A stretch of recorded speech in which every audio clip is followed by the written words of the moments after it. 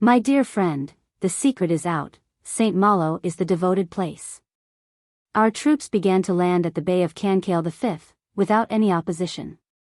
We have no further accounts yet, but expect some every moment. By the plan of it, which I have seen, it is by no means a weak place.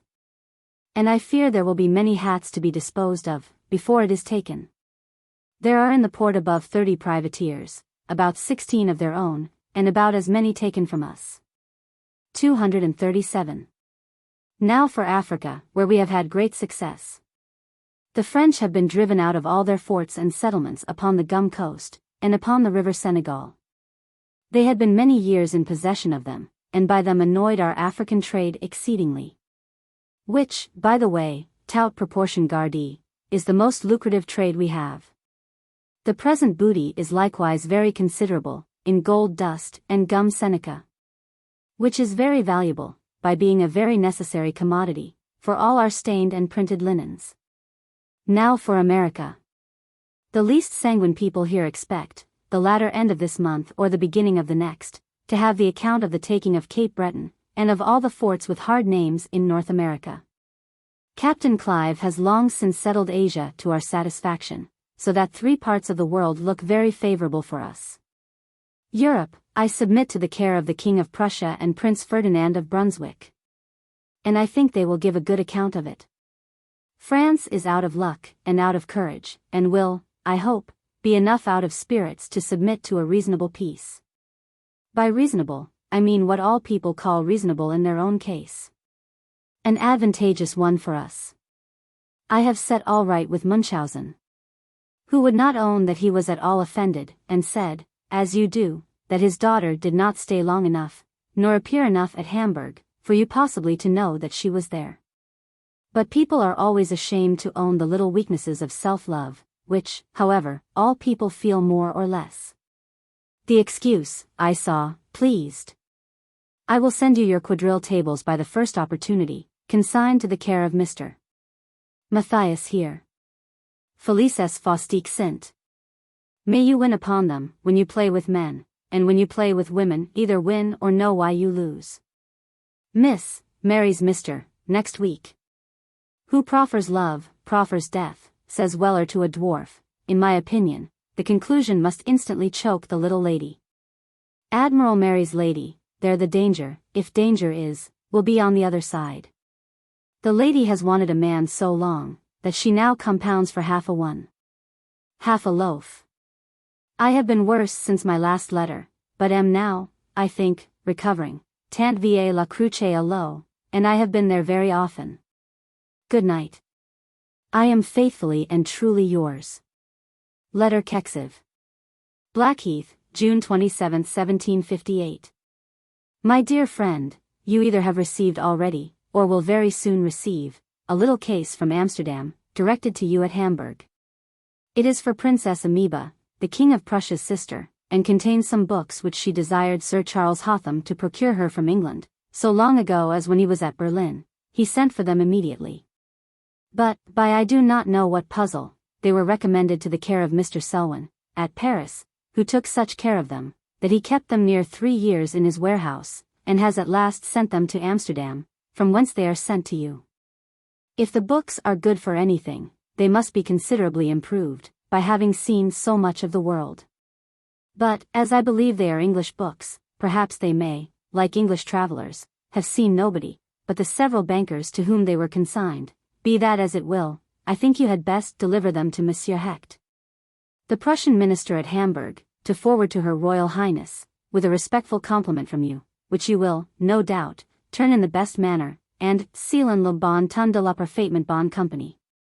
You have already seen, in the papers, all the particulars of our St. Malo's expedition, so I say no more of that, only that Mr. Pitt's friends exult in the destruction of 3 French ships of war, and 130 privateers and trading ships, and affirm that it stopped the march of 70,000 men, who were going to join the Comte de Clermont's army. On the other hand, Mr. Fox and company call it breaking windows with guineas, and apply the fable of the mountain and the mouse. The next object of our fleet was to be the bombarding of Granville, which is the great entrepot of their Newfoundland fishery, and will be a considerable loss to them in that branch of their trade. These, you will perhaps say, are no great matters, and I say so too, but, at least, they are signs of life, which we had not given them for many years before, and will show the French, by our invading them, that we do not fear their invading us. Were those invasions, in fishing boats from Dunkirk, so terrible as they were artfully represented to be, the French would have had an opportunity of executing them, while our fleet, and such a considerable part of our army, were employed upon their coast. But my Lord Ligonier does not want an army at home. The Parliament is prorogued by a most gracious speech neither by nor from His Majesty, who was too ill to go to the House. The lords and gentlemen are, consequently, most of them, gone to their several counties, to do, to be sure, all the good that is recommended to them in the speech. London, I am told, is now very empty, for I cannot say so from knowledge. I vegetate wholly here.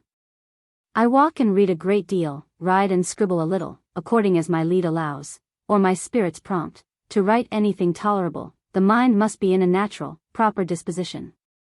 Provocatives, in that case, as well as in another, will only produce miserable, abortive performances. Now that you have, as I suppose, full leisure enough, I wish you would give yourself the trouble, or rather pleasure, to do what I hinted to you some time ago. That is, to write short memoirs of those affairs which have either gone through your hands, or that have come to your certain knowledge, from the inglorious battle of Hasenbeck, to the still more scandalous treaty of neutrality. Connect, at least, if it be by ever so short notes, the pieces and letters which you must necessarily have in your hands, and throw in the authentic anecdotes that you have probably heard. You will be glad when you have done it, and the reviving past ideas, in some order and method, will be an infinite comfort to you hereafter. I have 1,000 times regretted not having done so. It is at present too late for me to begin. This is the right time for you, and your life is likely to be a busy one. Would young men avail themselves of the advice and experience of their old friends, they would find the utility in their youth, and the comfort of it in their more advanced age, but they seldom consider that, and you, less than anybody I ever knew. May you soon grow wiser. Adieu. Letter CCXXV. Blackheath, June 30, 1758. My dear friend, this letter follows my last very close, but I received yours of the 15th in the short interval.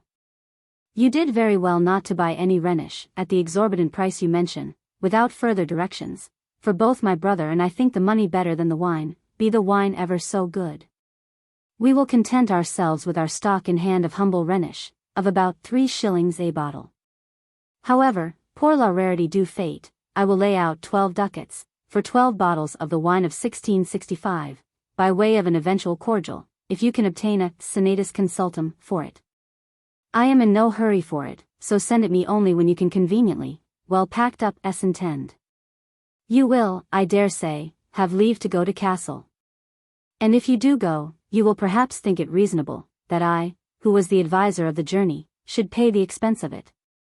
I think so too, and therefore, if you go, I will remit the L100 which you have calculated it at. You will find the house of Castle the house of gladness, for Hanau is already, or must be soon, delivered of its French guests. The Prince of Brunswick's victory is, by all the skilful, thought a chef d'oeuvre, worthy of Turenne, Condé, or the most illustrious human butchers. The French behaved better than at Rosbach, especially the Carabineers Royaux, who could not beat Entames. I wish the siege of Olmütz well over, and a victory after it. And that, with good news from America, which I think there is no reason to doubt of, must procure us a good peace at the end of the year. The Prince of Prussia's death is no public misfortune. There was a jealousy and alienation between the king and him, which could never have been made up between the possessor of the crown and the next heir to it. He will make something of his nephew, Silas Dubois d'Ondon fate. He is young enough to forgive, and to be forgiven, the possession and the expectative, at least for some years. Adieu. I am unwell, but affectionately yours. Letter Kexvi. Blackheath, July 18, 1758. My dear friend, yesterday I received your letter of the 4th, and my last will have informed you that I had received your former, concerning the Rhenish, about which I gave you instructions. If vinum Mosellanum est omni tempori sanum, as the chapter of Treves asserts, What must this divinum renanum be, from its superior strength and age? It must be the universal panacea. Captain Howe is to sail forthwith somewhere or another, with about 8,000 land forces on board him, and what is much more, Edward the White Prince. It is yet a secret where they are going. But I think it is no secret, that what 16,000 men and a great fleet could not do, will not be done by 8,000 men and a much smaller fleet. About 8,500 horse, foot, and dragoons, are embarking, as fast as they can, for Emden, to reinforce Prince Ferdinand's army, late and few, to be sure, but still better than never, and none. The operations in Moravia go on slowly, and Olmütz seems to be a tough piece of work. I own I begin to be in pain for the King of Prussia, for the Russians now march in earnest, and Marichal Dan's army is certainly superior in number to his. God send him a good delivery. You have a Danish army now in your neighborhood, and they say a very fine one. I presume you will go to see it, and, if you do, I would advise you to go when the Danish monarch comes to review it himself. Pour prendre langue de ce seigneur. The rulers of the earth are all worth knowing. They suggest moral reflections, and the respect that one naturally has for God's vicegerents here on earth, is greatly increased by acquaintance with them. Your card tables are gone, and they enclose some suits of clothes, and some of these clothes enclose a letter. Your friend lady, is gone into the country with her lord, to negotiate, coolly and at leisure, their intended separation. My lady insists upon my lord's dismissing as ruinous to his fortune. My lord insists, in his turn, upon my lady's dismissing lord. My lady replies, that is unreasonable, since lord creates no expense to the family, but rather the contrary. My lord confesses that there is some weight in this argument, but then pleads sentiment. My lady says, a fiddlestick for sentiment, after having been married so long. How this matter will end, is in the womb of time, nam fut ante Helenum. You did very well to write a congratulatory letter to Prince Ferdinand. Such attentions are always right, and always repaid in some way or other. I am glad you have connected your negotiations and anecdotes. And, I hope, not with your usual laconism. Adieu. Yours. Letter Kexvi. Blackheath, August 1, 1758. My dear friend, I think the Court of Cassel is more likely to make you a second visit at Hamburg, than you are to return theirs at Cassel. And therefore, till that matter is clearer, I shall not mention it to Lord Holderness. By the King of Prussia's disappointment in Moravia, by the approach of the Russians, and the intended march of Monsieur de Soubise to Hanover, the waters seem to me to be as much troubled as ever. Je vois trace more actuellement. I see swarms of Austrians, French, imperialists, Swedes, and Russians, in all near 400,000 men, surrounding the King of Prussia and Prince Ferdinand, who have about a third of that number. Hitherto they have only buzzed, but now I fear they will sting. The immediate danger of this country is being drowned, for it has not ceased raining these 3 months, and withal is extremely cold. This neither agrees with me in itself, nor in its consequences, for it hinders me from taking my necessary exercise, and makes me very unwell. As my head is always the part offending, and is so at present, I will not do, like many writers, write without a head, so adieu. Letter Xvi.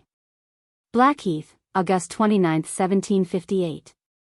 My dear friend, your secretary's last letter brought me the good news that the fever had left you, and I will believe that it has, but a postscript to it, of only 2 lines, under your own hand, would have convinced me more effectually of your recovery. An intermitting fever, in the intervals of the paroxysms, would surely have allowed you to have written a few lines with your own hand, to tell me how you were.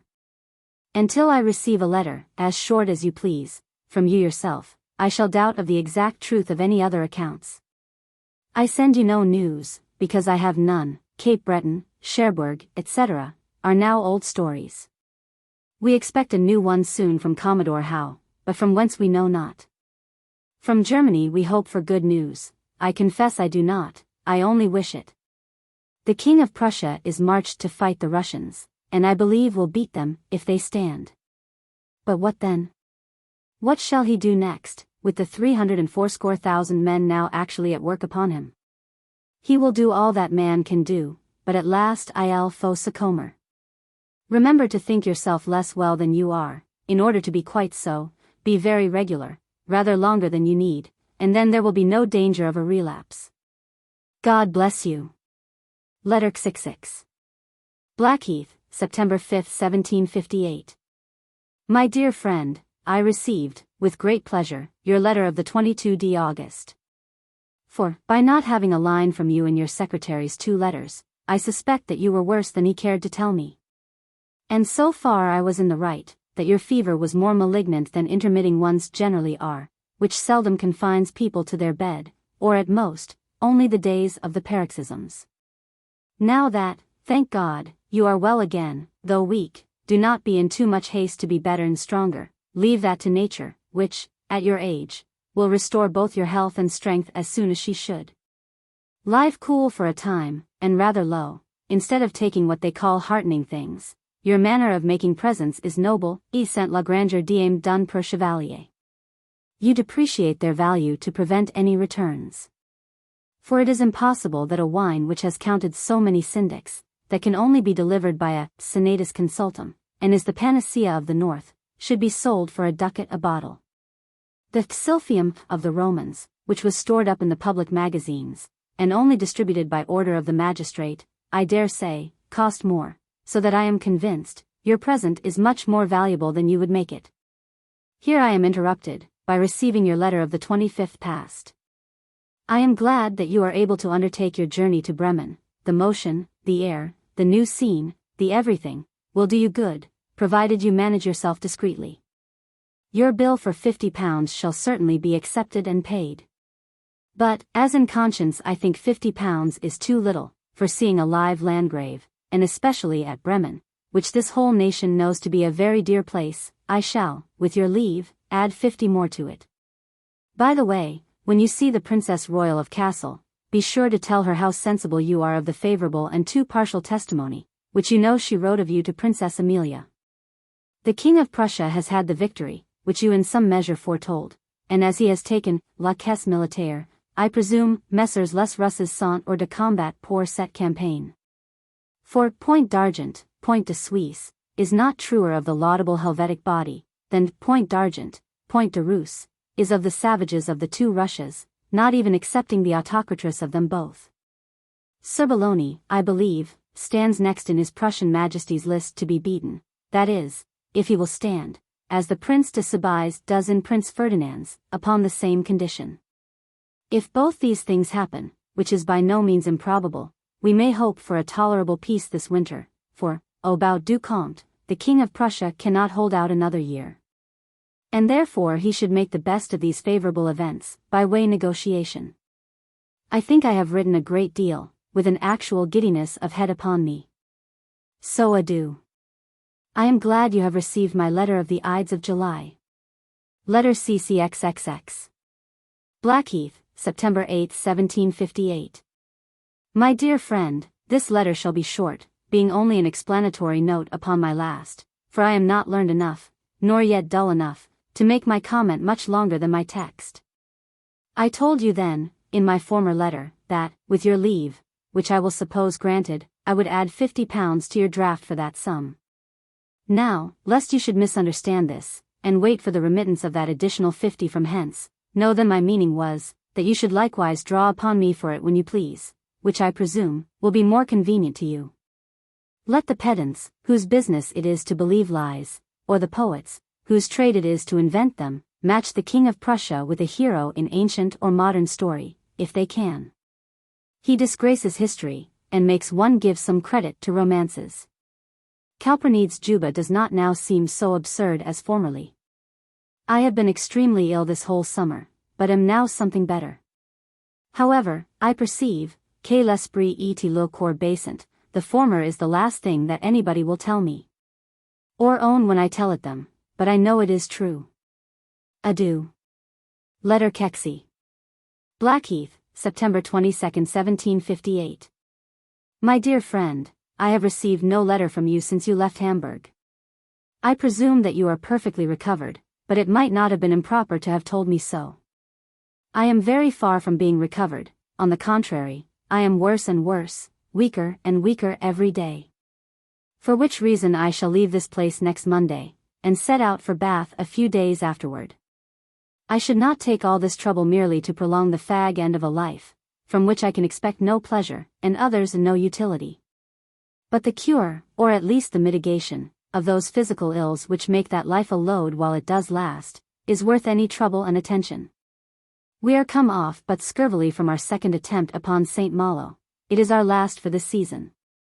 And, in my mind, should be our last forever, unless we were to send so great a sea and land force as to give us a moral certainty of taking some place of great importance, such as Brest, Rochefort, or Toulon.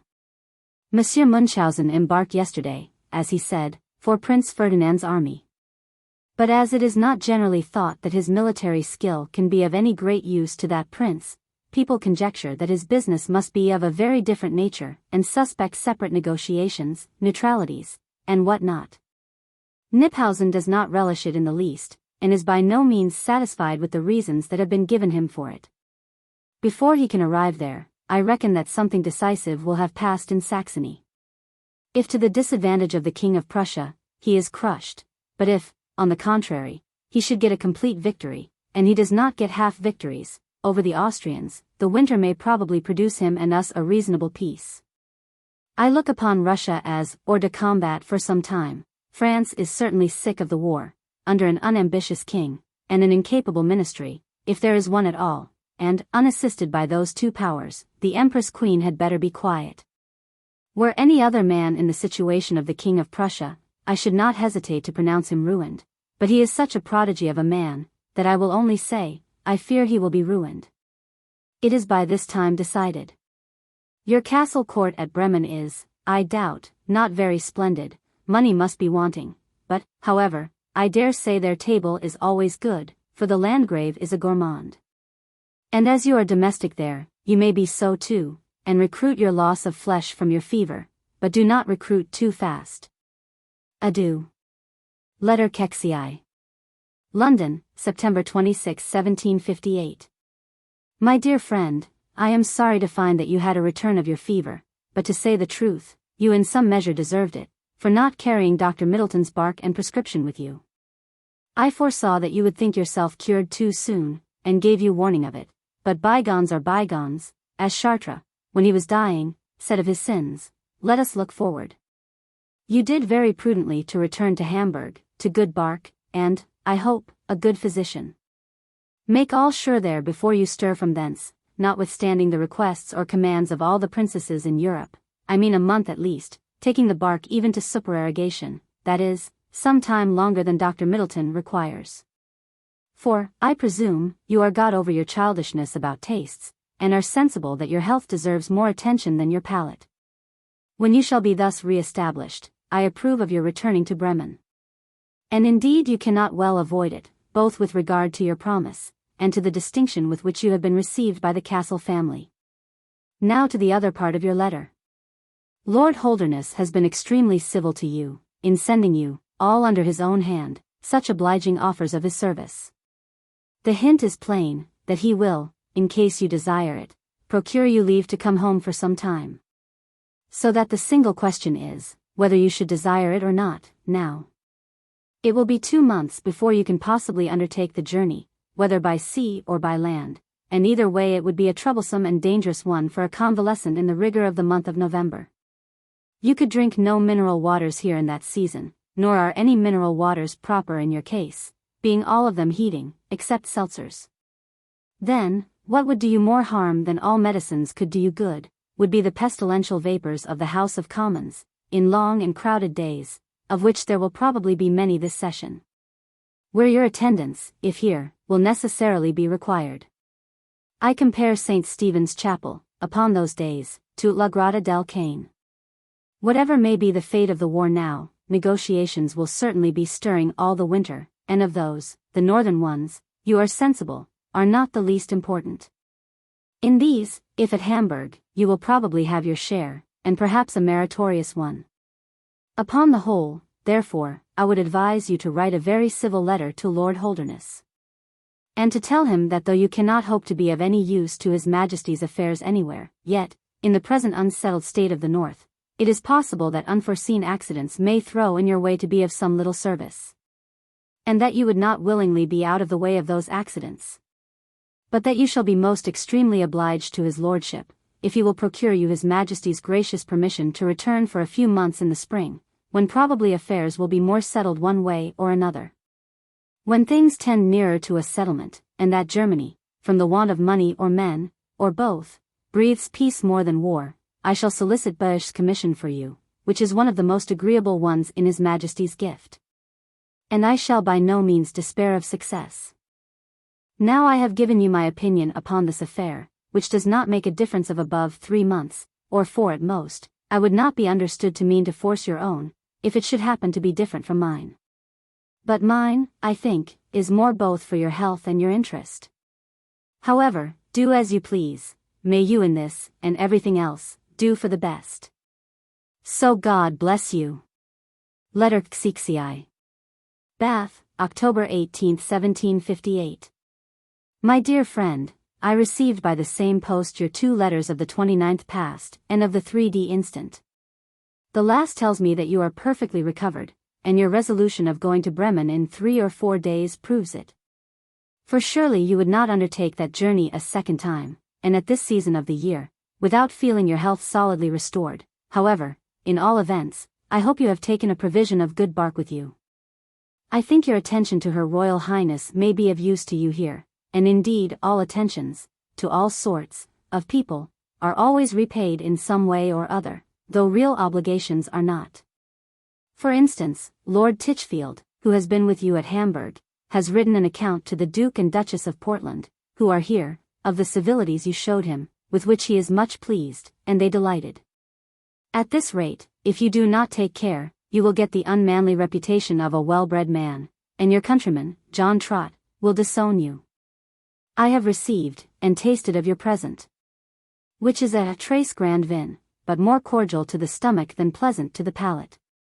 I keep it as a physic, only to take occasionally, in little disorders of my stomach, and in those cases, I believe it is wholesomer than stronger cordials. I have been now here a fortnight, and though I am rather better than when I came, I am still far from well. My head is giddier than becomes a head of my age, and my stomach has not recovered its retentive faculty. Leaning forward, particularly to write, does not at present agree with yours. Letter Kexiv. Bath, October 28, 1758. My dear friend, your letter has quieted my alarms. For I find by it, that you are as well recovered as you could be in so short a time. It is your business now to keep yourself well by scrupulously following Dr. Middleton's directions. He seems to be a rational and knowing man. Soap and steel are, unquestionably, the proper medicines for your case, but as they are alteratives, you must take them for a very long time, 6 months at least, and then drink chalybeate waters. I am fully persuaded that this was your original complaint in carniola, which those ignorant physicians called, in their jargon, arthritis vaga, and treated as such. But now that the true cause of your illness is discovered, I flatter myself that, with time and patience on your part, you will be radically cured.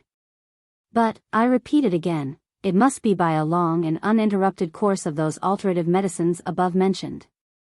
They have no taste. But if they had a bad one, I will not now suppose you such a child, as to let the frowardness of your palate interfere in the least with the recovery or enjoyment of health. The latter deserves the utmost attention of the most rational man. The former is the only proper object of the care of a dainty, frivolous woman. The run of luck, which some time ago we were in, seems now to be turned against us. Oberg is completely routed. His Prussian Majesty was surprised, which I am surprised at, and had rather the worst of it. I am in some pain for Prince Ferdinand, as I take it for granted that the detachment from Marichal de Kintade's army, which enabled Prince Soubise to beat Oberg, will immediately return to the Grand Army, and then it will be infinitely superior. Nor do I see where Prince Ferdinand can take his winter quarters, unless he retires to Hanover, and that I do not take to be at present the land of Canaan. Our second expedition to St. Malo I cannot call so much an unlucky, as an ill-conducted one. As was also Abercrombie's affair in America. Mais il n'y a pas de petite perte que revient souvent, and all these accidents put together make a considerable sum total. I have found so little good by these waters, that I do not intend to stay here above a week longer, and then remove my crazy body to London, which is the most convenient place either to live or die in. I cannot expect active health anywhere. You may, with common care and prudence, effect it everywhere, and God grant that you may have it. Adieu. Letter CCXXXV. London, November 21, 1758. My dear friend, you did well to think of Prince Ferdinand's rib band, which I confess I did not, and I am glad to find you thinking so far beforehand. It would be a pretty commission, and I will accenture me to procure it to you. The only competition I fear is that of General York, in case Prince Ferdinand should pass any time with his brother at The Hague, which is not unlikely, since he cannot go to Brunswick to his eldest brother, upon account of their simulated quarrel. I fear the peace is at an end with the King of Prussia, and he may say, illicit, I am sure he may personally say, plaudite. Warm work is expected this session of Parliament, about continent and no continent. Some think Mr. Pitt too continent, others too little so, but a little time, as the newspapers most prudently and truly observe, will clear up these matters. The King has been ill. But his illness is terminated in a good fit of the gout, with which he is still confined. It was generally thought that he would have died, and for a very good reason. For the oldest lion in the tower, much about the King's age, died a fortnight ago. This extravagancy, I can assure you, was believed by many above Pupple. So wild and capricious is the human mind. Take care of your health as much as you can. For, to be, or not to be, is a question of much less importance, in my mind, than to be or not to be well. Adieu. Letter Kexvi. London, December 15, 1758. My dear friend, it is a great while since I heard from you, but I hope that good, not ill health, has been the occasion of this silence. I will suppose you have been, or are still at Bremen, and engrossed by your Hessian friends. Prince Ferdinand of Brunswick is most certainly to have the garter, and I think I have secured you the honor of putting it on. When I say secured, I mean it in the sense in which that word should always be understood at courts, and that is, insecurely. I have a promise, but that is not caution bourgeoise. In all events, do not mention it to any mortal, because there is always a degree of ridicule that attends a disappointment, though often very unjustly, if the expectation was reasonably grounded. However, it is certainly most prudent not to communicate, prematurely, one's hopes or one's fears. I cannot tell you when Prince Ferdinand will have it. Though there are so many candidates for the other two vacant garters, that I believe he will have his soon, and by himself.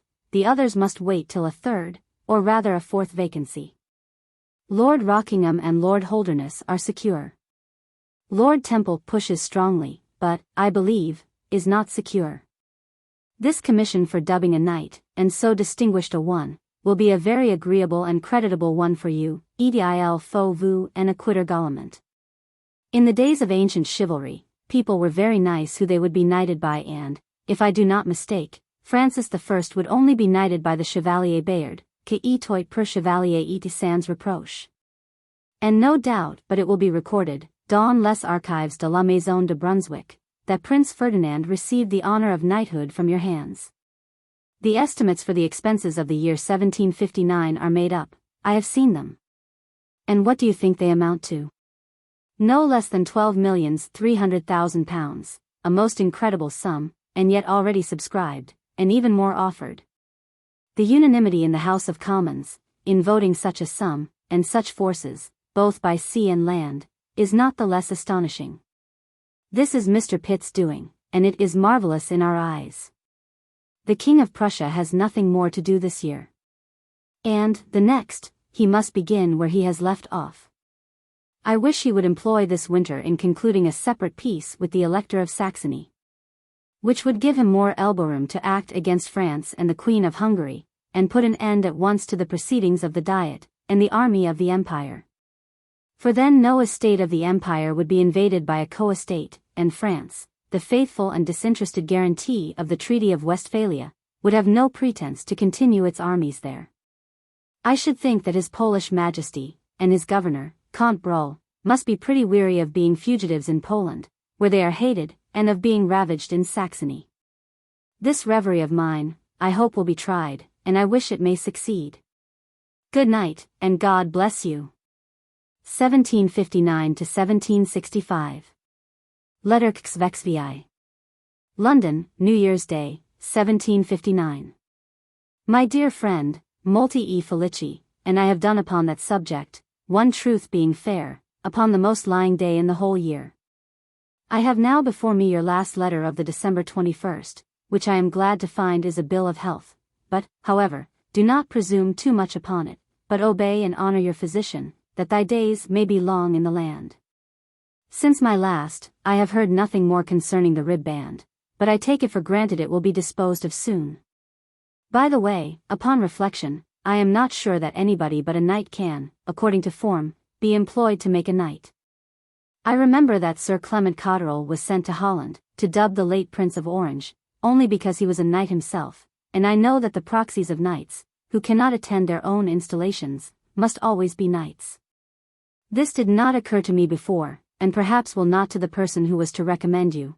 I am sure I will not stir it, and I only mention it now, that you may be in all events prepared for the disappointment, if it should happen. G. is exceedingly flattered with your account, that 3,000 of his countrymen, all as little as himself, should be thought a sufficient guard upon 23,000 of all the nations in Europe. Not that he thinks himself, by any means, a little man, for when he would describe a tall handsome man, he raises himself up at least half an inch to represent him. The private news from Hamburg is, that His Majesty's resident there is woundily in love with Madame, if this be true, God send him, rather than her, a good delivery. She must be étrennie at this season, and therefore I think you should be so too, so draw upon me as soon as you please, for £100. Here is nothing new, except the unanimity with which the Parliament gives away a dozen of millions sterling, and the unanimity of the public is as great in approving of it, which has stifled the usual political and polemical argumentations. Cardinal Bernas's disgrace is as sudden, and hitherto as little understood, as his elevation was. I have seen his poems, printed at Paris, not by a friend, I dare say, and to judge by them, I humbly conceive his eminency is a P.Y. I will say nothing of that excellent headpiece that made him and unmade him in the same month, except O King, live forever. Good night to you, whoever you pass it with. Letter XVII. London, February 2, 1759. My dear friend, I am now, what I have very seldom been, 2 letters in your debt. The reason was, that my head, like many other heads, has frequently taken a wrong turn. In which case, writing is painful to me, and therefore cannot be very pleasant to my readers. I wish you would, while you have so good an opportunity as you have at Hamburg, make yourself perfectly master of that dull but very useful knowledge, the course of exchange, and the causes of its almost perpetual variations. The value and relation of different coins, the specie, the banco, usances, agio, and 1,000 other particulars. You may with ease learn, and you will be very glad when you have learned them. For, in your business, that sort of knowledge will often prove necessary. I hear nothing more of Prince Ferdinand's garter. That he will have one is very certain, but when, I believe, is very uncertain. All the other postulants wanting to be dubbed at the same time, which cannot be, as there is not rib band enough for them. If the Russians move in time, and in earnest, there will be an end of our hopes and of our armies in Germany. 3 such millstones as Russia, France, and Austria, must, sooner or later, in the course of the year, grind his Prussian Majesty down to a mere Margrave of Brandenburg. But I have always some hopes of a change under a gunarchy, derived from the Greek word, euvn, a woman, and means female government, where whim and humor commonly prevail, reason very seldom, and then only by a lucky mistake. I expect the incomparable fair one of Hamburg, that prodigy of beauty, and paragon of good sense, who has enslaved your mind, and inflamed your heart. If she is as well étrennie as you say she shall, you will be soon out of her chains. For I have, by long experience, found women to be like Telephus' spear, if one end kills, the other cures. There never was so quiet, nor so silent a session of Parliament as the present. Mr. Pitt declares only what he would have them do, and they do it, nemine contradicent, Mr. Viner only expected. Duchess Hamilton is to be married, tomorrow, to Colonel Campbell, the son of General Campbell, who will some day or other be Duke of Argyll, and have the estate. She refused the Duke of B.R. for him. Here is a report, but I believe a very groundless one, that your old acquaintance, the fair Madam C.E., is run away from her husband, with a jeweller, that étrennes her, and is come over here, but I dare say it is some mistake, or perhaps a lie. Adieu. God bless you. Letter 6. London, February 27, 1759. My dear friend, in your last letter, of the 7th, you accuse me, most unjustly, of being in arrears in my correspondence. Whereas, if our epistolary accounts were fairly liquidated, I believe you would be brought in considerably debtor. I do not see how any of my letters to you can miscarry, unless your office packet miscarries too, for I always send them to the office.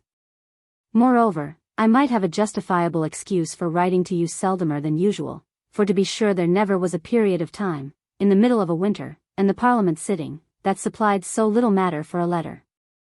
Near 12 millions have been granted this year, not only nemine contradicent, but nemine quicquid dicendi. The proper officers bring in the estimates. It is taken for granted that they are necessary and frugal. The members go to dinner, and leave Mr. West and Mr. Martin to do the rest. I presume you have seen the little poem of the Country Lass, by Soame Jenyns, for it was in the Chronicle, as was also an answer to it, from the Monitor. They are neither of them bad performances. The first is the neatest, and the plan of the second has the most invention. I send you none of those pieces volantes in my letters, because they are all printed in one or other of the newspapers, particularly in the Chronicles, and I suppose that you and others have all those papers among you at Hamburg. In which case it would be only putting you to the unnecessary expense of double postage. I find you are sanguine about the King of Prussia this year. I allow his army will be what you say. But what will that be vis-a-vis French, Austrians, Imperialists, Swedes, and Russians, who must amount to more than double that number? Were the inequality less, would allow for the King of Prussia's being so much ipsi agmen as pretty nearly to balance the account. In war, numbers are generally my omens, and, I confess, that in Germany they seem not happy ones this year. In America, I think, we are sure of success, and great success. But how we shall be able to strike a balance, as they call it, between good success there, and ill success upon the continent, so as to come at a peace, is more than I can discover. Lady Chesterfield makes you her compliments, and thanks you for your offer, but declines troubling you, being discouraged by the ill success of Madame Munchausen's and Miss Chetwynd's commissions, the former for beef, and the latter for gloves. Neither of which have yet been executed, to the dissatisfaction of both. Adieu. Letter CCXL. London, March 16, 1759.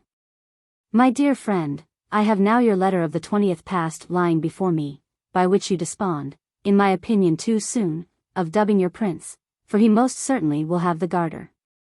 And he will as probably have it before the campaign opens, as after.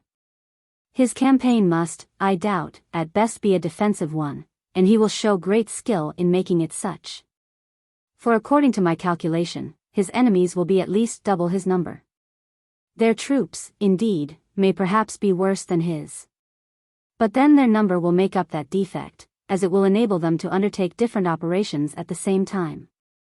I cannot think that the King of Denmark will take a part in the present war, which he cannot do without great possible danger. And he is well paid by France for his neutrality, is safe, let what will turn out, and, in the meantime, carries on his commerce with great advantage and security. So that consideration will not retard your visit to your own country, whenever you have leave to return, and that your own arrangements will allow you. A short absence animates a tender passion, on any recul que pour mieux sauter, especially in the summer months. So that I would advise you to begin your journey in May, and continue your absence from the dear object of your vows till after the dog days, when love is said to be unwholesome. We have been disappointed at Martinico. I wish we may not be so at Guadeloupe, though we are landed there, for many difficulties must be got over before we can be in possession of the whole island. Apropos de bots, you make use of two Spanish words, very properly, in your letter. Were I you, I would learn the Spanish language, if there were a Spaniard at Hamburg who could teach me, and then you would be master of all the European languages that are useful. And, in my mind, it is very convenient, if not necessary, for a public man to understand them all, and not to be obliged to have recourse to an interpreter for those papers that chance or business may throw in his way. I learned Spanish when I was older than you, convinced by experience that, in everything possible, it was better to trust to oneself than to any other body whatsoever. Interpreters, as well as relators, are often unfaithful, and still oftener incorrect, puzzling, and blundering. In short, let it be your maxim through life to know all you can know, yourself. And never to trust implicitly to the informations of others. This rule has been of infinite service to me in the course of my life. I am rather better than I was. Which I owe not to my physicians, but to an ass and a cow, who nourish me, between them, very plentifully and wholesomely. In the morning the ass is my nurse, at night the cow. And I have just now bought a milch goat, which is to graze, and nurse me at Blackheath. I do not know what may come of this latter, and I am not without apprehensions that it may make a satyr of me. But, should I find that obscene disposition growing upon me, I will check it in time, for fear of endangering my life and character by rapes. And so we heartily bid you farewell. Letter Xli. London, March 30th, 1759. My dear friend, I do not like these frequent, however short, returns of your illness, for I doubt they imply either want of skill in your physician, or want of care in his patient. Rhubarb, soap, and chalybeate medicines and waters, are almost always specifics for obstructions of the liver, but then a very exact regimen is necessary, and that for a long continuance. Acids are good for you, but you do not love them. And sweet things are bad for you, and you do love them. There is another thing very bad for you, and I fear you love it too much. When I was in Holland, I had a slow fever that hung upon me a great while. I consulted Boerhaave, who prescribed me what I suppose was proper, for it cured me, but he added, by way of postscript to his prescription, Venus rarius collator, which I observed, and perhaps that made the medicines more effectual. I doubt we shall be mutually disappointed in our hopes of seeing one another this spring, as I believe you will find, by a letter which you will receive at the same time with this, from Lord Holderness. But as Lord Holderness will not tell you all, I will, between you and me, supply that defect. I must do him the justice to say that he has acted in the most kind and friendly manner possible to us both. When the king read your letter, in which you desired leave to return, for the sake of drinking the Tunbridge waters, he said, if he wants still waters, those of Pyrmont are better than Tunbridge, and he can have them very fresh at Hamburg. I would rather he had asked me to come last autumn, and had passed the winter here, for if he returns now, I shall have nobody in those quarters to inform me of what passes, and yet it will be a very busy and important scene. Lord Holderness, who found that it would not be liked, resolved to push it no further, and replied, he was very sure that when you knew His Majesty had the least objection to your return at this time, you would think of it no longer. And he owned that he, Lord Holderness, had given you encouragement for this application last year, then thinking and hoping that there would be little occasion for your presence at Hamburg this year. Lord Holderness will only tell you, in his letter, that, as he had some reason to believe his moving this matter would be disagreeable to the king, he resolved, for your sake, not to mention it. You must answer his letter upon that footing simply, and thank him for this mark of his friendship, for he has really acted as your friend. I make no doubt of your having willing leave to return in autumn, for the whole winter. In the meantime, make the best of your séjour where you are, drink the Pyrmont waters, and no wine but Rhenish, which, in your case is the only proper one for you. Next week Mr. Hart will send you his Gustavus Adolphus, in 2 quartos. It will contain many new particulars of the life of that real hero, as he has had abundant and authentic materials, which have never yet appeared. It will, upon the whole, be a very curious and valuable history. Though, between you and me, I could have wished that he had been more correct and elegant in his style. You will find it dedicated to one of your acquaintance, who was forced to prune the luxuriant praises bestowed upon him, and yet has left enough of all conscience to satisfy a reasonable man. Hart has been very much out of order these last 3 or 4 months, but is not the less intent upon sowing his lucerne, of which he had 6 crops last year, to his infinite joy, and, as he says, profit.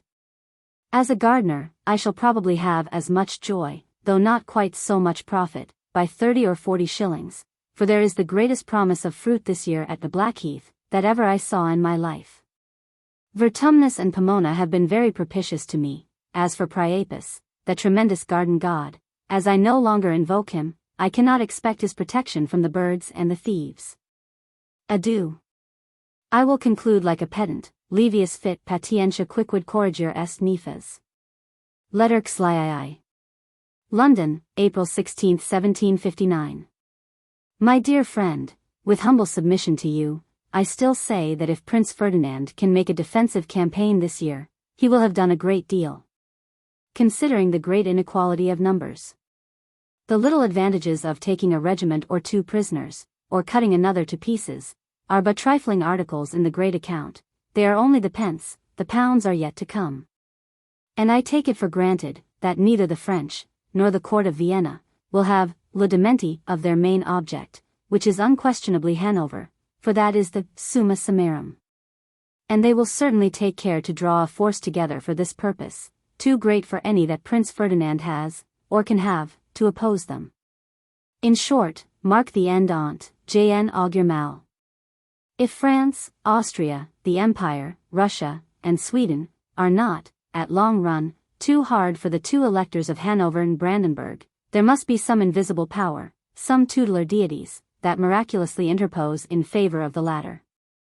You encourage me to accept all the powers that goats, asses, and bulls can give me, by engaging for my not making an ill use of them, but I own, I cannot help distrusting myself a little, or rather human nature. For it is an old and very true observation, that there are misers of money, but none of power, and the non-use of the one, and the abuse of the other, increase in proportion to their quantity. I am very sorry to tell you that Hart's Gustavus Adolphus does not take it all, and consequently sells very little. It is certainly informing, and full of good matter.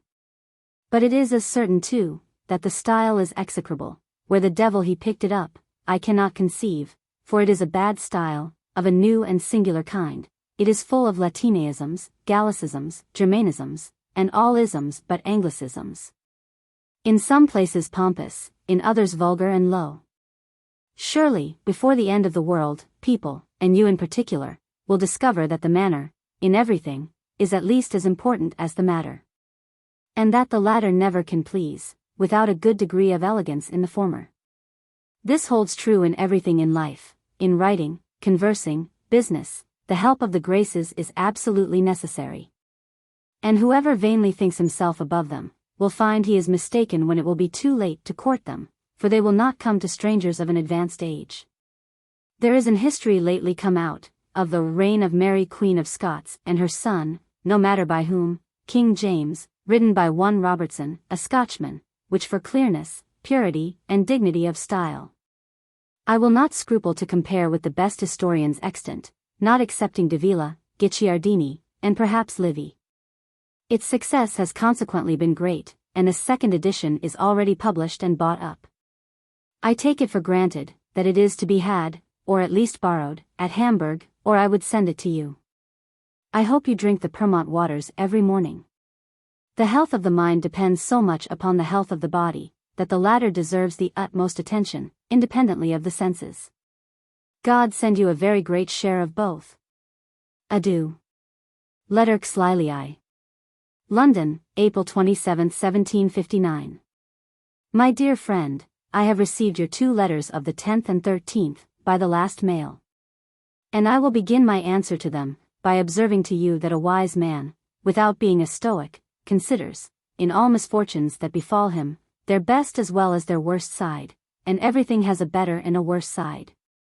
I have strictly observed that rule for many years, and have found by experience that some comfort is to be extracted, under most moral ills, by considering them in every light, instead of dwelling, as people are too apt to do, upon the gloomy side of the object. Thank God, the disappointment that you so pathetically groan under, is not a calamity which admits of no consolation. Let us simplify it, and see what it amounts to. You are pleased with the expectation of coming here next month, to see those who would have been pleased with seeing you. That, from very natural causes, cannot be, and you must pass this summer at Hamburg, and next winter in England, instead of passing this summer in England, and next winter at Hamburg. Now, estimating things fairly, is not the change rather to your advantage? Is not the summer more eligible, both for health and pleasure, than the winter, in that northern frozen zone? And will not the winter in England supply you with more pleasures than the summer, in an empty capital, could have done? So far then it appears, that you are rather a gainer by your misfortune. The tour too, which you propose making to Lubeck, Altena, etc., will both amuse and inform you, for, at your age, one cannot see too many different places and people. Since at the age you are now of, I take it for granted that you will not see them superficially, as you did when you first went abroad. This whole matter then, summed up, amounts to no more than this, that you will be here next winter, instead of this summer. Do not think that all I have said is the consolation only of an old philosophical fellow, almost insensible of pleasure or pain, offered to a young fellow who has quick sensations of both. No, it is the rational philosophy taught me by experience and knowledge of the world, and which I have practiced above 30 years. I always made the best of the best, and never made bad worse by fretting. This enabled me to go through the various scenes of life in which I have been an actor, with more pleasure and less pain than most people.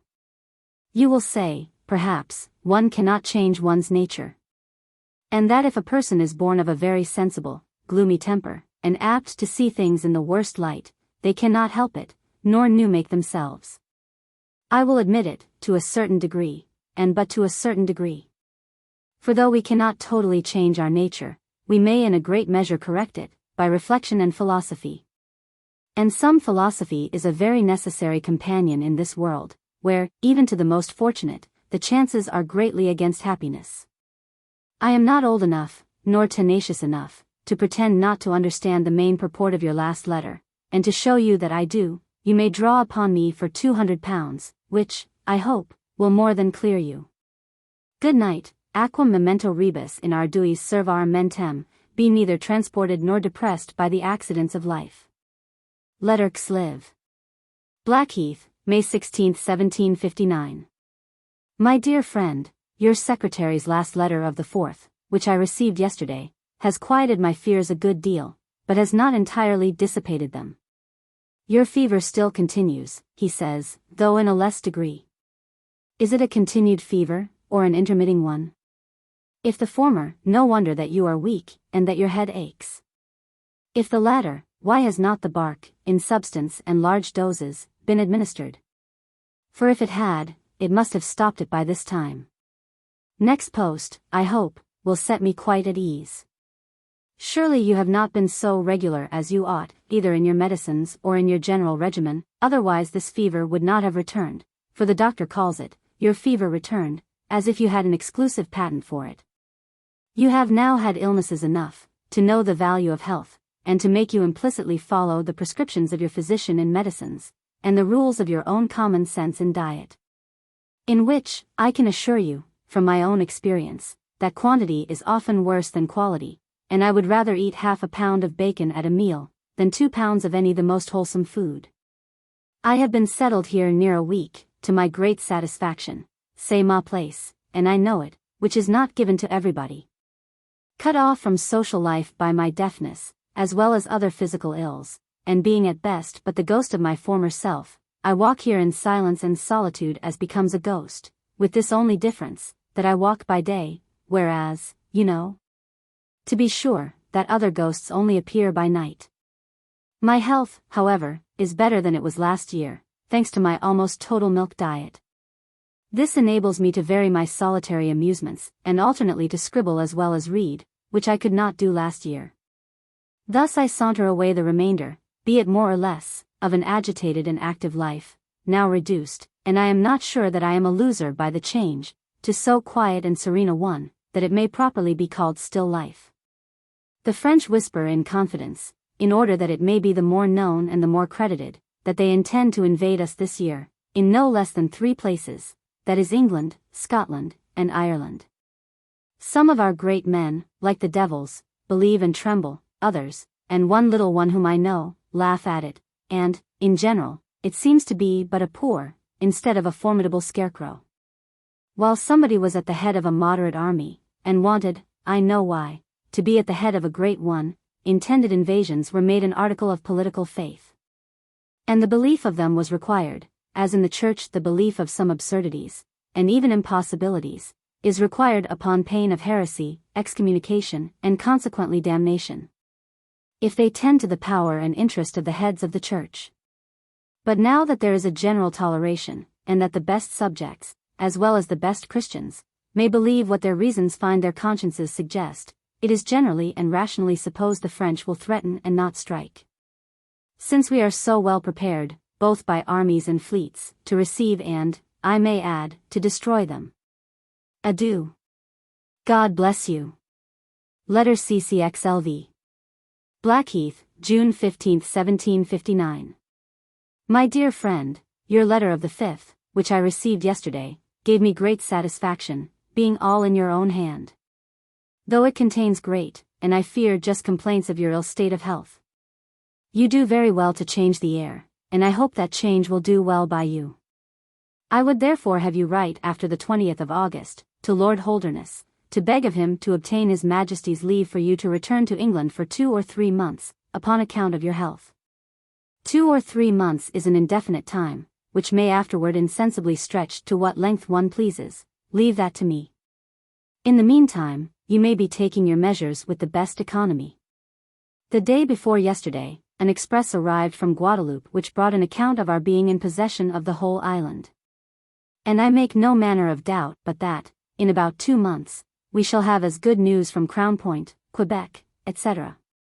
Our affairs in Germany, I fear, will not be equally prosperous. For I have very little hopes for the King of Prussia or Prince Ferdinand. God bless you. Letter Xlvi. Blackheath, June 25, 1759. My dear friend, the 2 last mails have brought me no letter from you or your secretary. I will take this as a sign that you are better, but, however, if you thought that I cared to know, you should have cared to have written. Here the weather has been very fine for a fortnight together, a longer term than in this climate we are used to hold fine weather by. I hope it is so, too, at Hamburg, or at least at the villa to which you are gone. But pray do not let it be your villa viciosa, as those retirements are often called, and too often prove, though, by the way, the original name was Villa Vezzosa, and by wags miscalled Viciosa. I have a most gloomy prospect of affairs in Germany. The French are already in possession of Kassel, and of the learned part of Hanover, that is Göttingen. Where I presume they will not stop pour l'amour de belles lettres, but rather go on to the capital, and study them upon the coin. My old acquaintance, Monsieur Richelieu, made a great progress there in metallic learning and inscriptions. If Prince Ferdinand ventures a battle to prevent it, I dread the consequences. The odds are too great against him.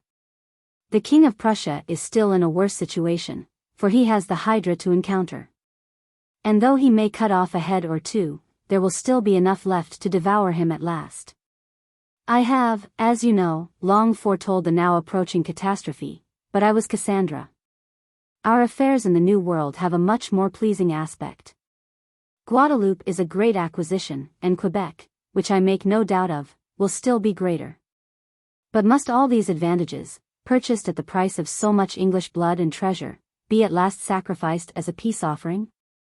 God knows what consequences such a measure may produce. The germ of discontent is already great, upon the bare supposition of the case, but should it be realized, it will grow to a harvest of disaffection.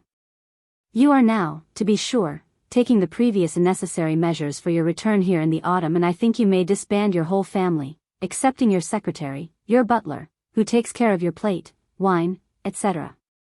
1 or at most 2 maid servants, and your valet de chamber and 1 footman, whom you will bring over with you. But give no mortal, either there or here, reason to think that you are not to return to Hamburg again. If you are asked about it, say, like Lockhart, that you are le serviteur de événements, for your present appointments will do you no hurt here, till you have some better destination. At that season of the year, I believe it will be better for you to come by sea than by land, but that you will be best able to judge of from the then circumstances of your part in the world. Your old friend Stevens is dead of the consumption that has long been undermining him. God bless you, and send you health. Another 2-year lapse in the letters. D.W. Letter Kexelvi. Bath, February 26, 1761. My dear friend, I am very glad to hear that your election is finally settled, and to say the truth, not sorry that Mr. has been compelled to do, de mauvaise grâce, that which he might have done at first in a friendly and handsome manner. However, take no notice of what is past, and live with him as you used to do before, for, in the intercourse of the world, it is often necessary to seem ignorant of what one knows, and to have forgotten what one remembers. I have just now finished Coleman's play, and like it very well. It is well conducted, and the characters are well preserved. I own, I expected from the author more dialogue wit. But, as I know that he is a most scrupulous classic, I believe he did not dare to put in half so much wit as he could have done, because Terence had not a single grain, and it would have been a crimen laci antiquitatis. God bless you. Letter Kexelvi. Bath, November 21, 1761. My dear friend, I have this moment received your letter of the 19th. If I find any alterations by drinking these waters, now 6 days, it is rather for the better. But, in 6 days more, I think I shall find with more certainty what humor they are in with me. If kind, I will profit of, but not abuse their kindness. All things have their bounds, quos ultra citrave nequit consistra rectum. And I will endeavor to nick that point. The Queen's jointure is larger than, from some reasons, I expected it would be, though not greater than the very last precedent authorized. The case of the late Lord Wilmington was, I fancy, remembered. I have now good reason to believe that Spain will declare war to us, that is, that it will very soon, if it has not already, avowedly assist France, in case the war continues. This will be a great triumph to Mr. Pitt, and fully justify his plan of beginning with Spain first, and having the first blow, which is often half the battle. Here is a great deal of company, and what is commonly called good company, that is, great quality. I trouble them very little, except at the pump, where my business calls me, for what is company to a deaf man, or a deaf man to company? Lady Brown, whom I have seen, and who, by the way, has got the gout in her eye, inquired very tenderly after you. And so I elegantly rest, yours, till death. Letter Xlix. Bath, December 6, 1761. My dear friend, I have been in your debt some time, which, you know, I am not very apt to be, but it was really for want of specie to pay. The present state of my invention does not enable me to coin. And you would have had as little pleasure in reading, as I should have in writing le collionnerie of this place, besides, that I am very little mingled in them. I do not know whether I shall be able to follow your advice, and cut a winner. For, at present, I have neither won nor lost a single shilling. I will play on this week only, and if I have a good run, I will carry it off with me. If a bad one, the loss can hardly amount to anything considerable in 7 days, for I hope to see you in town tomorrow 7 night. I had a dismal letter from Hart, last week. He tells me that he is at nurse with a sister in Berkshire. That he has got a confirmed jaundice, besides 20 other distempers. The true cause of these complaints I take to be the same that so greatly disordered, and had nearly destroyed the most august house of Austria, about 130 years ago, I mean Gustavus Adolphus. Who neither answered his expectations in point of profit nor reputation, and that merely by his own fault, in not writing it in the vulgar tongue, for as to facts I will maintain that it is one of the best histories extant. Au revoir, as Sir Fopling says, and God bless you. Letter CCL. Bath, November 2, 1762. My dear friend, I arrived here, as I proposed, last Sunday, but as ill as I feared I should be when I saw you. Head, stomach, and limbs, all out of order. I have yet seen nobody but Villets, who is settled here for good, as it is called. What consequences has the Duke of Devonshire's resignation had? He has considerable connections and relations. But whether any of them are resigned enough to resign with him, is another matter. There will be, to be sure, as many, and as absurd reports, as there are in the law books. I do not desire to know either. But inform me of what facts come to your knowledge, and of such reports only as you believe are grounded. And so God bless you. Letter CCLI. Bath, November 13, 1762. My dear friend, I have received your letter, and believe that your preliminaries are very near the mark, and, upon that supposition, I think we have made a tolerable good bargain with Spain. At least full as good as I expected, and almost as good as I wished, though I do not believe that we have got all Florida, but if we have Street Augustine, I suppose that, by the figure of the pars pro toto, will be called all Florida. We have by no means made so good a bargain with France, for, in truth, what do we get by it, except Canada, with a very proper boundary of the river Mississippi? And that is all. As for the restrictions upon the French fishery in Newfoundland, they are very well, per la predica, and for the commissary whom we shall employ, for he will have a good salary from hence, to see that those restrictions are complied with. And the French will double that salary, that he may allow them all to be broken through. It is plain to me, that the French fishery will be exactly what it was before the war. The 3 Leeward Islands, which the French yield to us, are not, altogether, worth half so much as that of St. Lucia, which we give up to them. Senegal is not worth 1/4 of Goree. The restrictions of the French in the East Indies are as absurd and impracticable as those of Newfoundland, and you will live to see the French trade to the East Indies, just as they did before the war.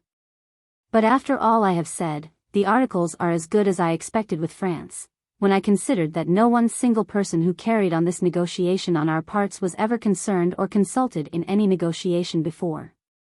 Upon the whole, then, the acquisition of Canada has cost us 80 millions sterling. I am convinced we might have kept Guadeloupe, if our negotiators had known how to have gone about it. His most faithful Majesty of Portugal is the best off of anybody in this transaction, for he saves his kingdom by it, and has not laid out 1 moidore in defense of it. Spain, thank God, in some measure, pay les pots cassis, for, besides St. Augustine, logwood, etc., it has lost at least 4 millions sterling, in money, ships, etc. Hart is here, who tells me he has been at this place these 3 years, excepting some few excursions to his sister. He looks ill, and laments that he has frequent fits of the yellow jaundice. He complains of his not having heard from you these 4 years. You should write to him. These waters have done me a great deal of good, though I drink but 2/3 of a pint in the whole day, which is less than the soberest of my countrymen drink of claret at every meal. I should naturally think, as you do, that this session will be a stormy one, that is, if Mr. Pitt takes an active part, but if he is pleased, as the ministers say, there is no other Aeolus to blow a storm.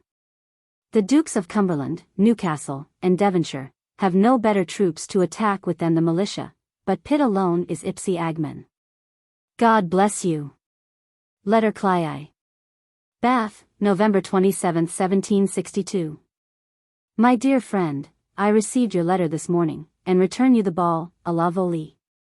The King's speech is a very prudent one. And as I suppose that the addresses in answer to it were, as usual, in almost the same words, my Lord Mayor might very well call them innocent. As His Majesty expatiates so much upon the great achievements of the war, I cannot help hoping that, when the preliminaries shall be laid before Parliament in due time, which, I suppose, means after the respective ratifications of all the contracting parties, that some untalked of and unexpected advantage will break out in our treaty with France. St. Lucia, at least. I see in the newspapers an article which I by no means like, in our treaty with Spain, which is, that we shall be at liberty to cut logwood in the Bay of Campeachy, but by paying for it. Who does not see that this condition may, and probably will, amount to a prohibition, by the price which the Spaniards may set it at? It was our undoubted right, and confirmed to us by former treaties, before the war, to cut logwood gratis. But this new stipulation, if true, gives us a privilege something like a reprieve to a criminal, with a non obstante, to be hanged. I now drink so little water, that it can neither do me good nor hurt. But as I bathe but twice a week, that operation, which does my rheumatic carcass good, will keep me here some time longer than you had allowed.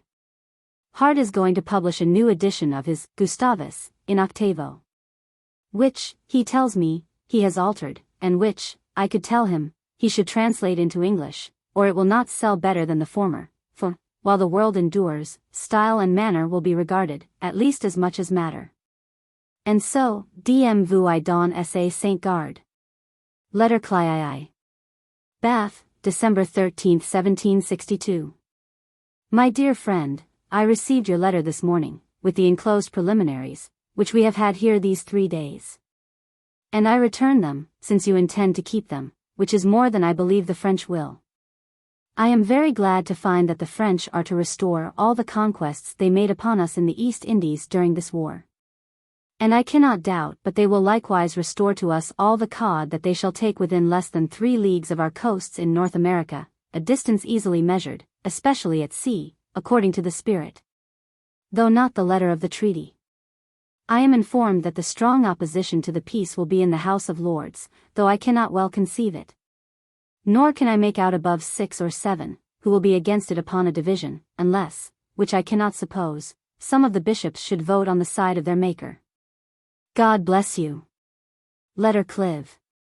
Bath, December 13, 1762.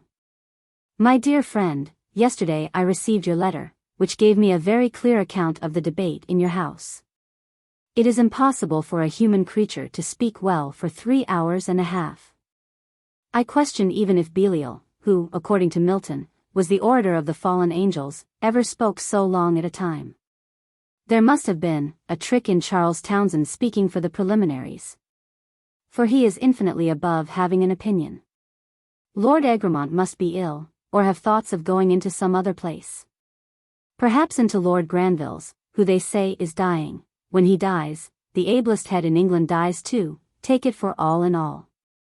I shall be in town, barring accidents, this day 7 night, by dinner time. When I have ordered a haricot, to which you will be very welcome, about 4 o'clock. En attendant Dieu vous I don sa Saint Garde.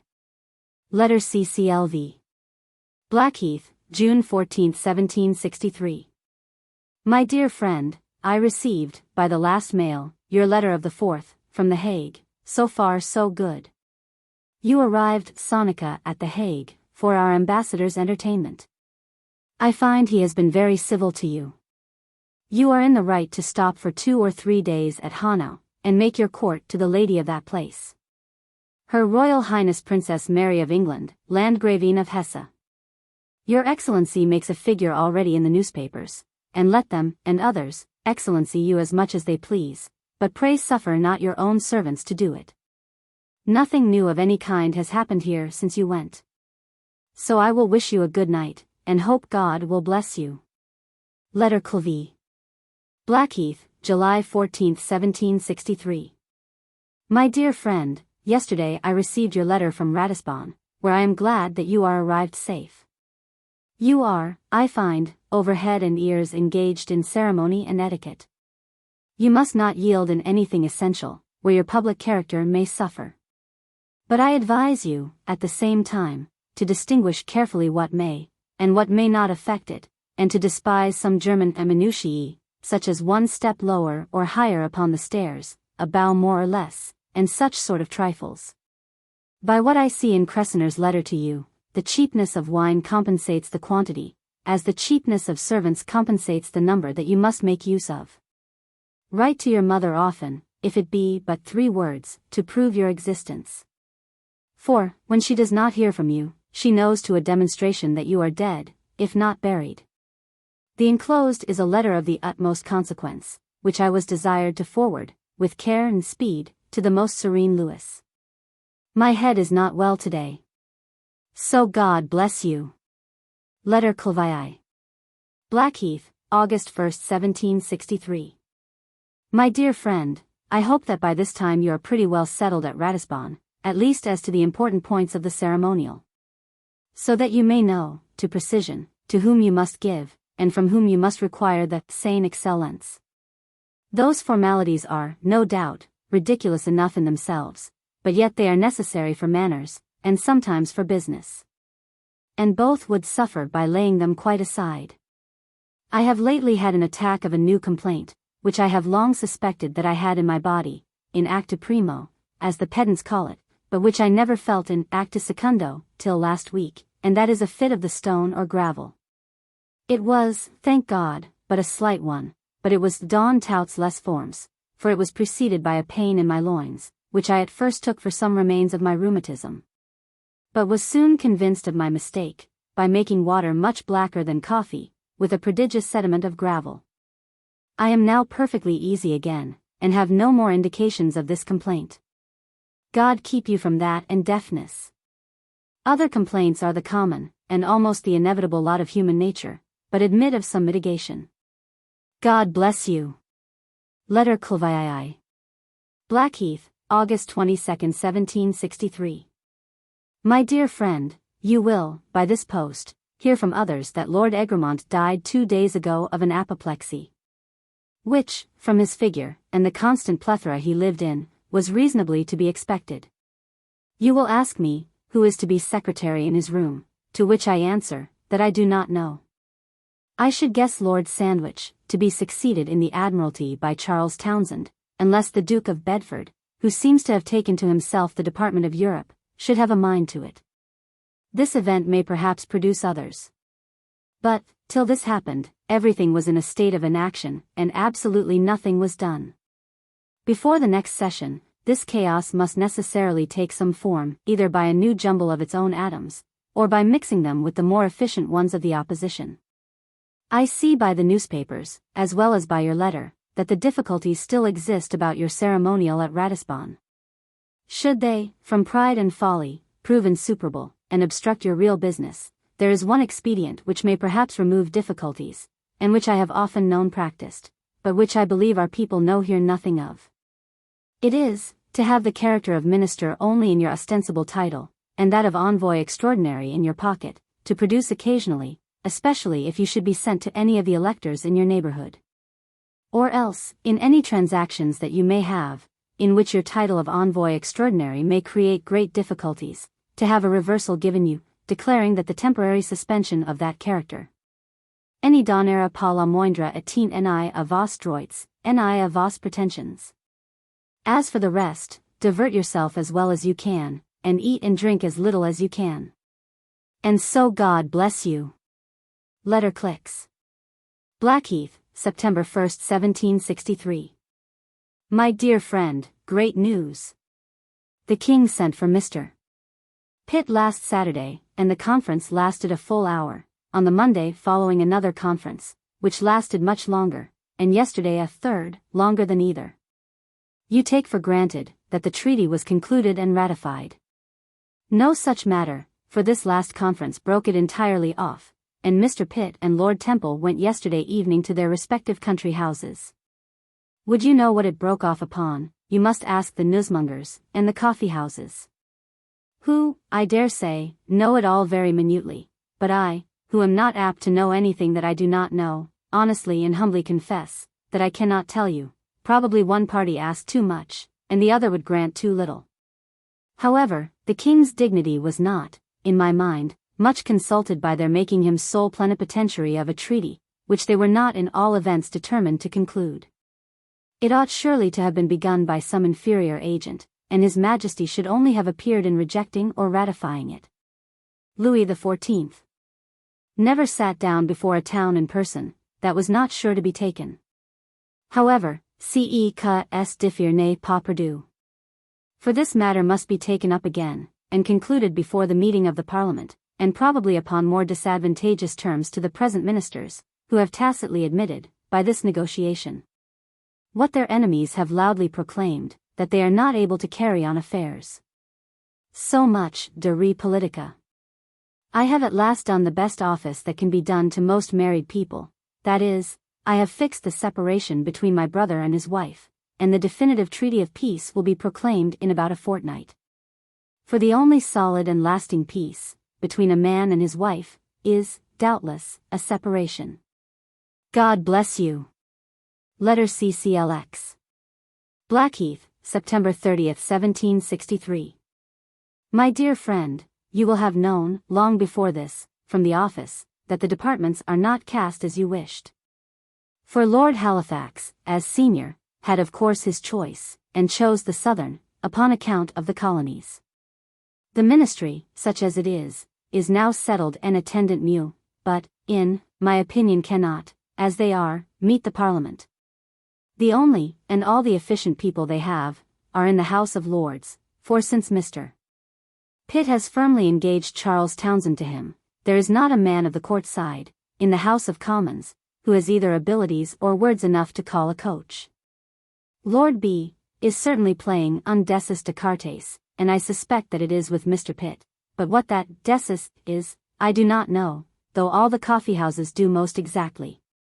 The present inaction, I believe, gives you leisure enough for ennui, but it gives you time enough too for better things, I mean reading useful books, and, what is still more useful, conversing with yourself some part of every day. Lord Shaftesbury recommends self-conversation to all authors, and I would recommend it to all men, they would be the better for it. Some people have not time, and fewer have inclination, to enter into that conversation. Nay, very many dread it, and fly to the most trifling dissipations, in order to avoid it. But, if a man would allot half an hour every night for this self-conversation, and recapitulate with himself whatever he has done, right or wrong, in the course of the day, he would be both the better and the wiser for it. My deafness gives me more than a sufficient time for self-conversation, and I have found great advantages from it. My brother and Lady Stanhope are at last finally parted. I was the negotiator between them, and had so much trouble in it, that I would much rather negotiate the most difficult point of the Jus Publicum Sacri Romani Imperii, with the whole Diet of Ratisbon, than negotiate any point with any woman. If my brother had had some of those self-conversations, which I recommend, he would not, I believe, at past 60, with a crazy, battered constitution, and deaf into the bargain, have married a young girl, just turned of 20, full of health, and consequently of desires. But who takes warning by the fate of others? This, perhaps, proceeds from a negligence of self-conversation. God bless you. Letter C.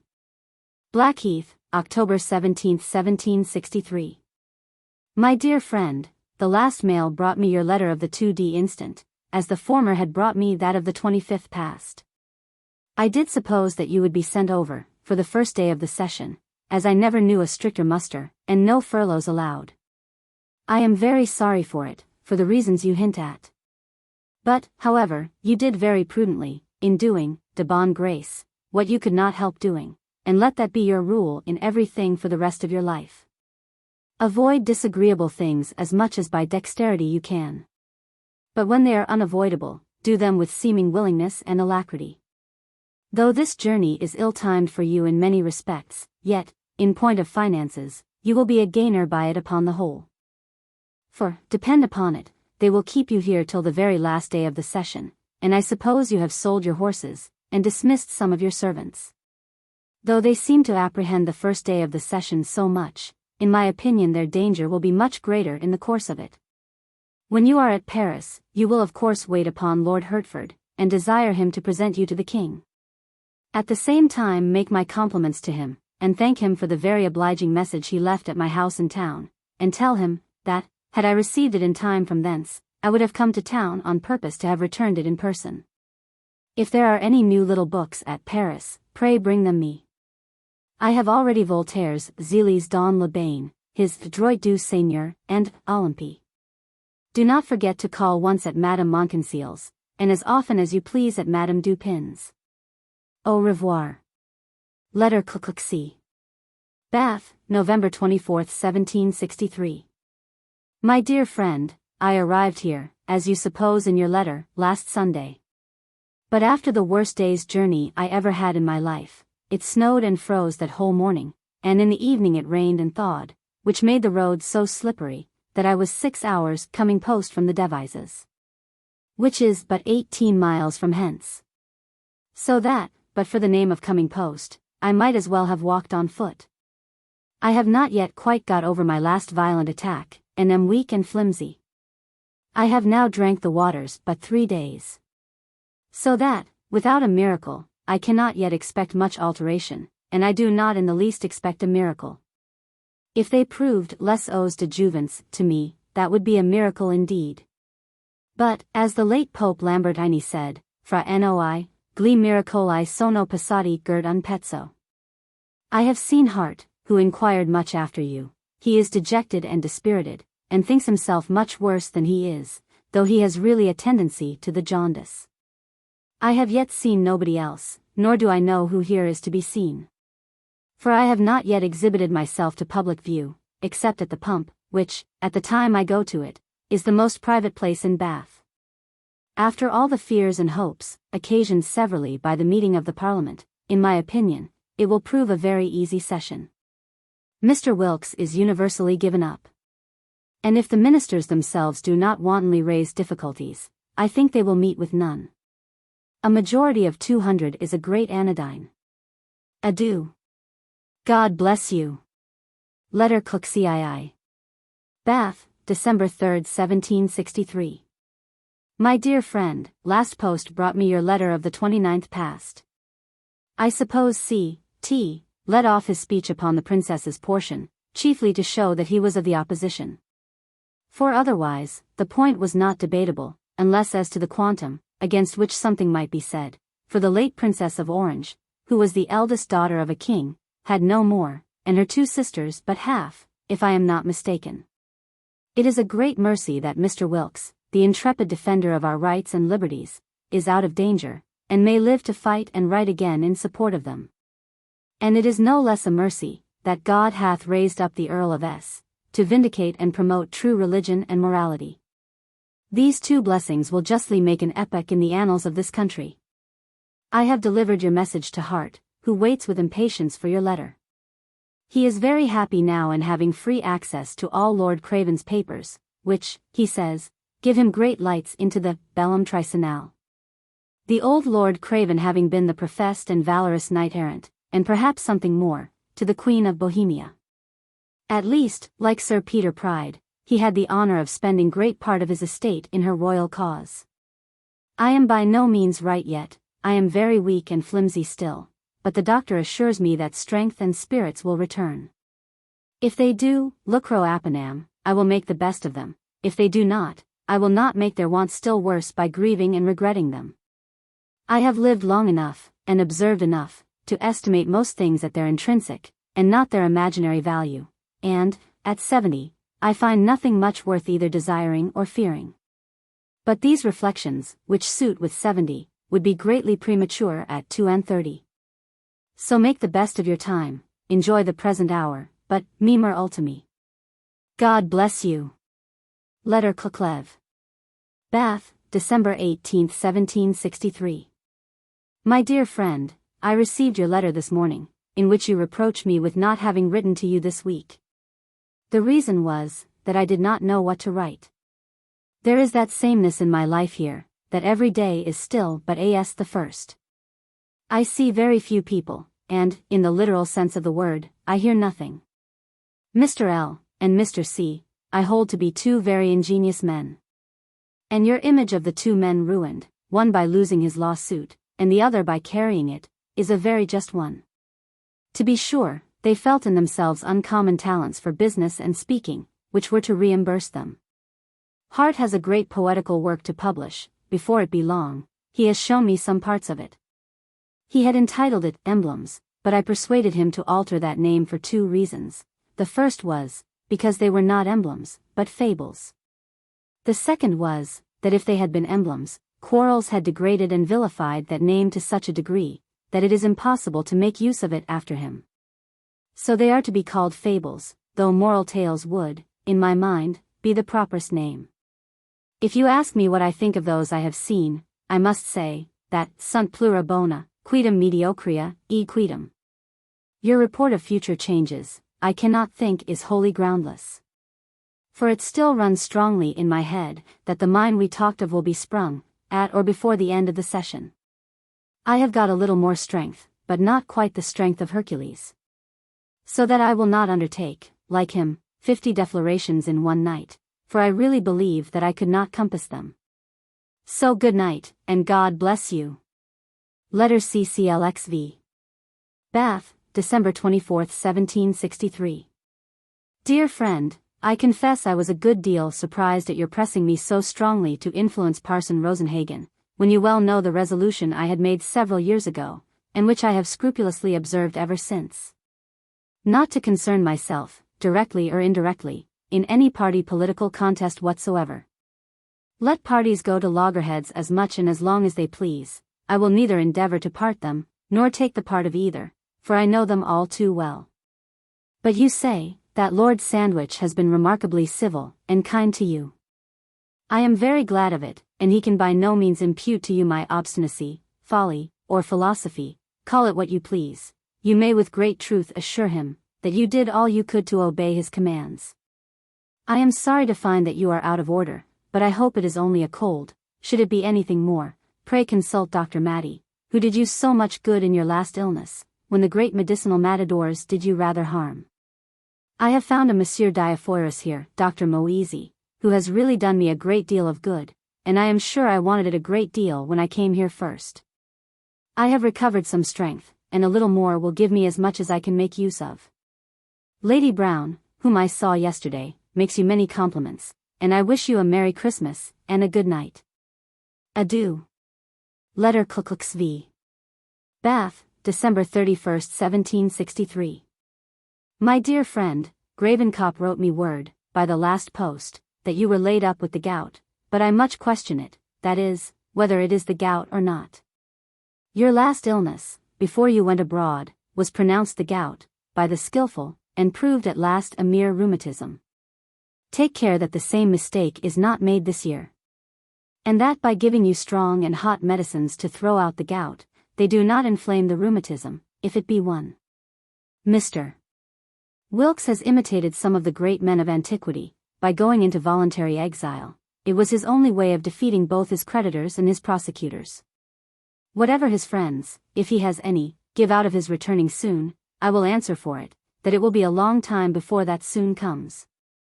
I have been much out of order these 4 days of a violent cold which I do not know how I got, and which obliged me to suspend drinking the waters, but it is now so much better, that I propose resuming them for this week.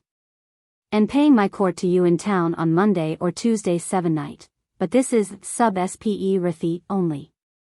God bless you. Letter Clklecki.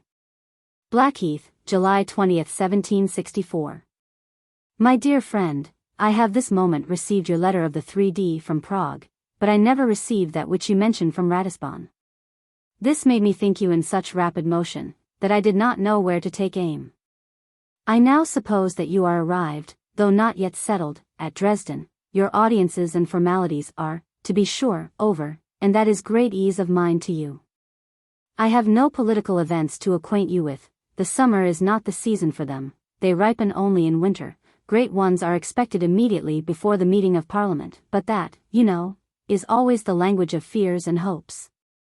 However, I rather believe that there will be something patched up between the INS and the OUTS. The whole subject of conversation, at present, is the death and will of Lord Bath. He has left above £1,200 in land and money. £400,000 in cash, stocks, and mortgages. His own estate, in land, was improved to £15,000 a year, and the Bradford estate, which he, is as much. Both which, at only 25 years' purchase, amount to £800,000, and all this he has left to his brother, General Pulteney, and in his own disposal, though he never loved him. The legacies he has left are trifling. For, in truth, he cared for nobody, the words give and bequeath were too shocking for him to repeat, and so he left all in one word to his brother. The public, which was long the dupe of his simulation and dissimulation, begins to explain upon him, and draws such a picture of him as I gave you long ago. Your late secretary has been with me 3 or 4 times, he wants something or another, and it seems all one to him what, whether civil or military, in plain English, he wants bread. He has knocked at the doors of some of the ministers, but to no purpose. I wish with all my heart that I could help him. I told him fairly that I could not, but advised him to find some channel to Lord B.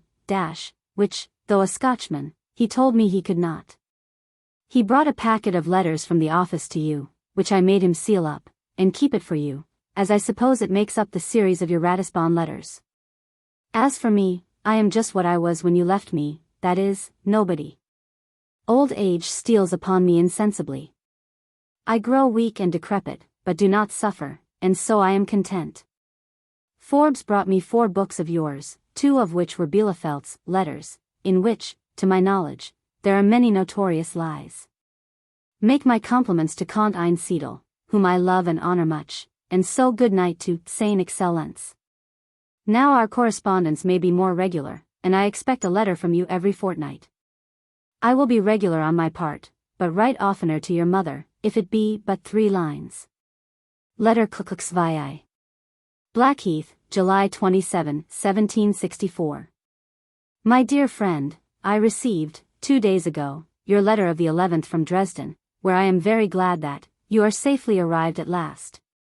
The prices of the necessaries of life are monstrous there, and I do not conceive how the poor natives subsist at all, after having been so long and so often plundered by their own as well as by other sovereigns. As for procuring you either the title or the appointments of plenipotentiary, I could as soon procure them from the Turkish as from the English ministry, and, in truth, I believe they have it not to give. Now to come to your civil list, if one may compare small things with great, I think I have found out a better refreshment for it than you propose, for tomorrow I shall send to your cashier, Mr. Larpent, £500 at once, for your use, which, I presume, is better than by quarterly payments, and I am very apt to think that next Midsummer Day, he will have the same sum, and for the same use, consigned to him. It is reported here, and I believe not without some foundation, that the Queen of Hungary has acceded to the family compact between France and Spain. If so, I am sure it behooves us to form in time a counter-alliance, of at least equal strength. Which I could easily point out, but which, I fear, is not thought of here. The rage of marrying is very prevalent, so that there will be probably a great crop of cuckolds next winter, who are at present only coccus and herbs. It will contribute to population, and so far must be allowed to be a public benefit. Lord G, Mr. B, and Mr. D, are, in this respect, very meritorious, for they have all married handsome women, without 1 shilling fortune. Lord must indeed take some pains to arrive at that dignity, but I dare say he will bring it about, by the help of some young Scotch or Irish officer. Good night, and God bless you.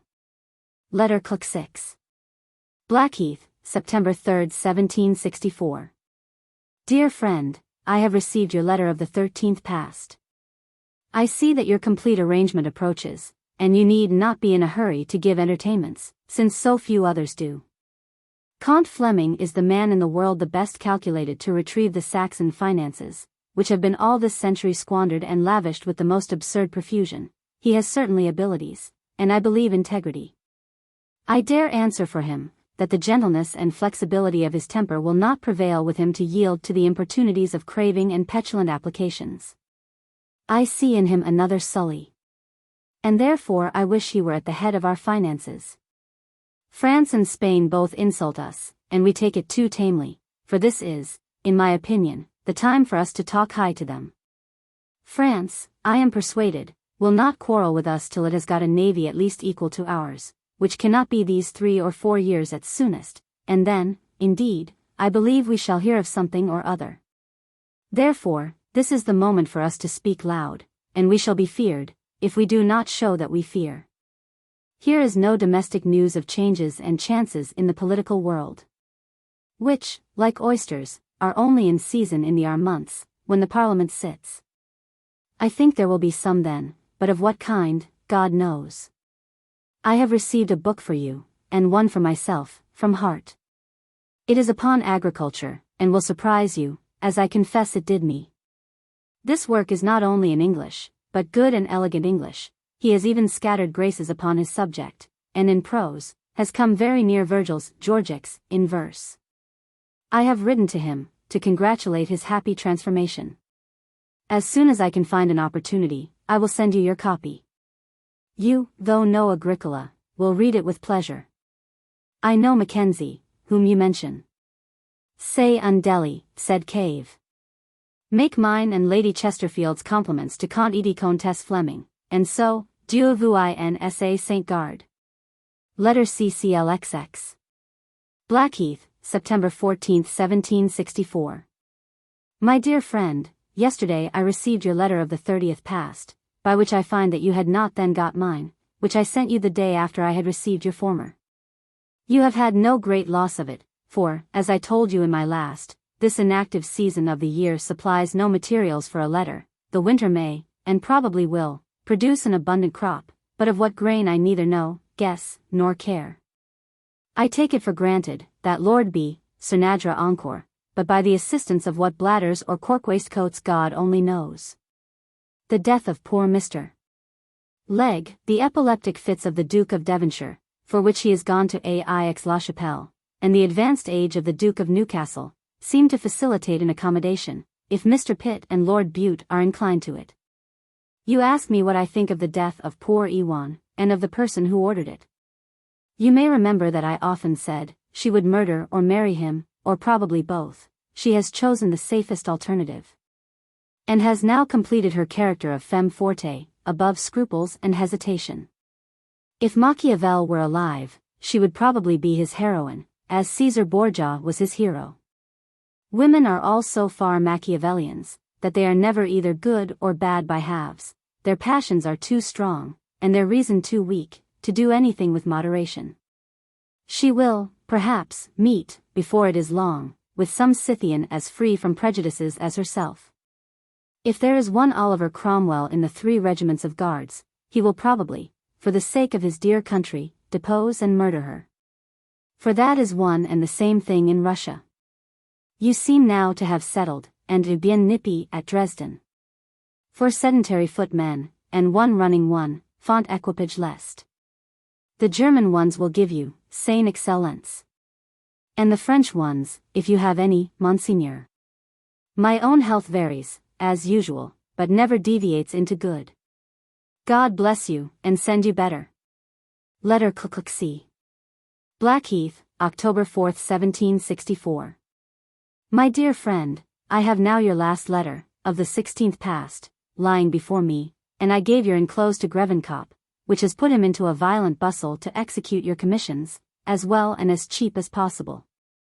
I refer him to his own letter. He tells you true as to Countess Kozel's diamonds, which certainly nobody will buy here, unsight unseen, as they call it, so many minutiae concurring to increase or lessen the value of a diamond. Your Cheshire cheese, your Burton ale and beer, I charge myself with, and they shall be sent you as soon as possible. Upon this occasion I will give you a piece of advice, which by experience I know to be useful. In all commissions, whether from men or women, point de gallantry, bring them in your account, and be paid to the uttermost farthing. But if you would show them ungallantry, let your present be of something that is not in your commission, otherwise you will be the commissionaire banal of all the women of Saxony.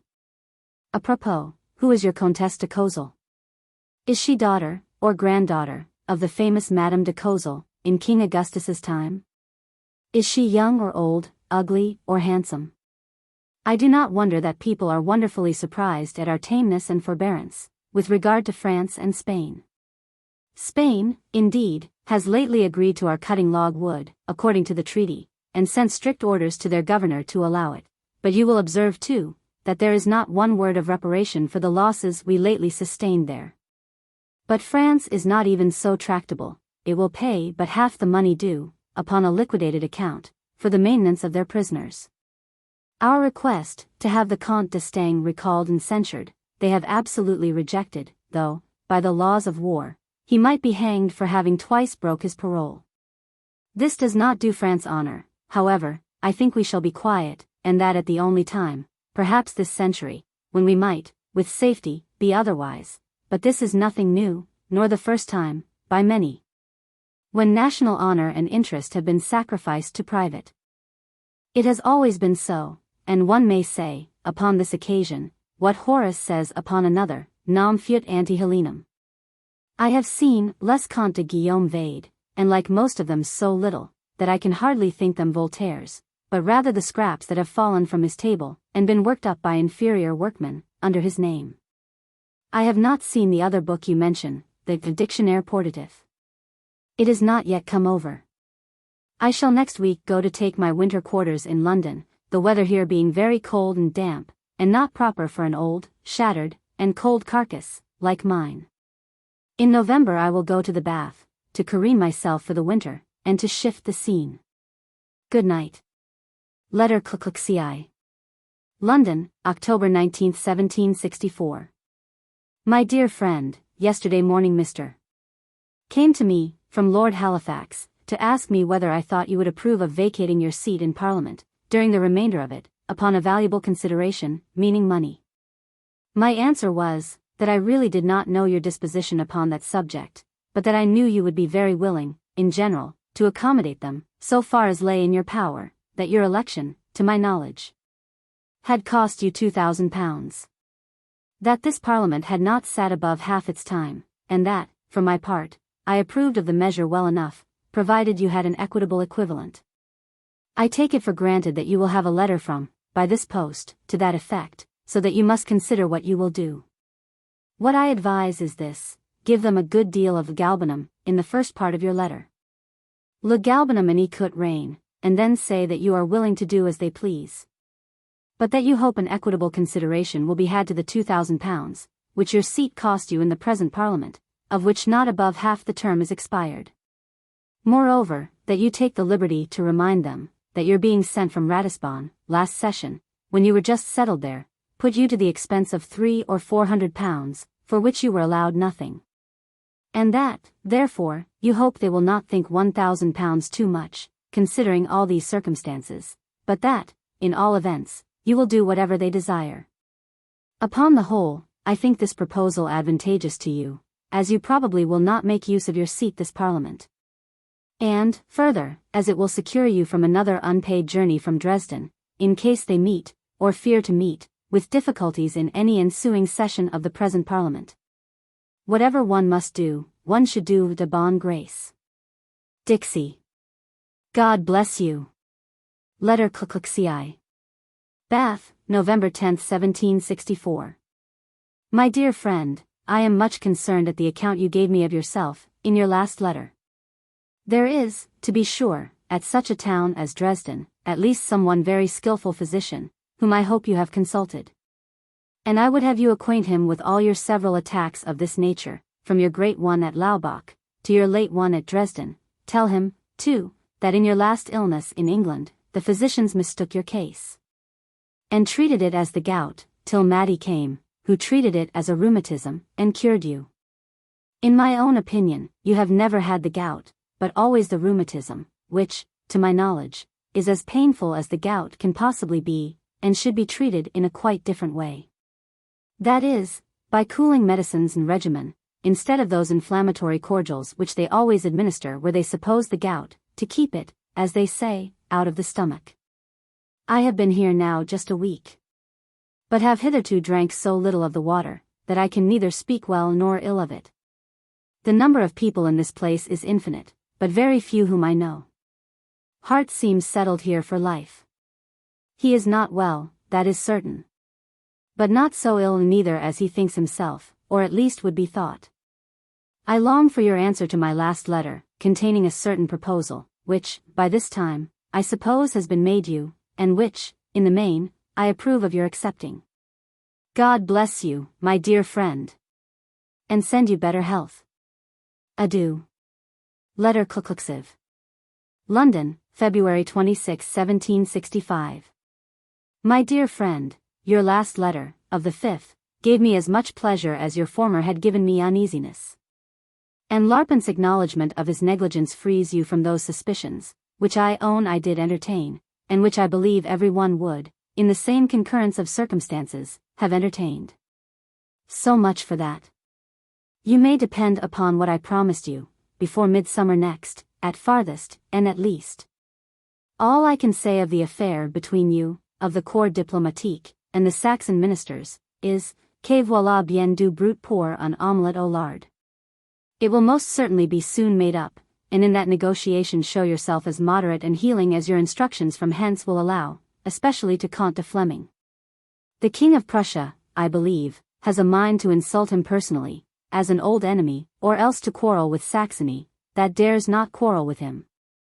But some of the corps diplomatique here assure me it is only a pretense to recall his envoy, and to send, when matters shall be made up, a little secretary there, a moines de frais, as he does now to Paris and London. Comte Bruhl is much in fashion here, I like him mightily, he has very much, le ton de la bonne campagne.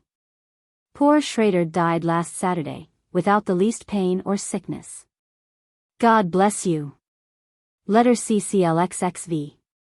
London, April 22, 1765. My dear friend, the day before yesterday I received your letter of the 3d instant. I find that your important affair of the ceremonial is adjusted at last, as I foresaw it would be. Such minutiae are often laid hold on as a pretense, for powers who have a mind to quarrel, but are never tenaciously insisted upon where there is neither interest nor inclination to break. Count Fleming, though a hot, is a wise man. And I was sure would not break, both with England and Hanover, upon so trifling a point, especially during a minority. Apropos of a minority. The king is to come to the House tomorrow, to recommend a bill to settle a regency, in case of his demise while his successor is a minor. Upon the king's late illness, which was no trifling one, the whole nation cried out aloud for such a bill, for reasons which will readily occur to you, who know situations, persons, and characters here. I do not know the particulars of this intended bill, but I wish it may be copied exactly from that which was passed in the late king's time, when the present king was a minor. I am sure there cannot be a better. You inquire about Monsieur de Guerchy's affair, and I will give you as succinct an account as I can of so extraordinary and perplexed a transaction, but without giving you my own opinion of it by the common post. You know what passed at first between Mr. de Guerchy and Monsieur d'Eon, in which both our ministers and Monsieur de Guerchy, from utter inexperience in business, puzzled themselves into disagreeable difficulties.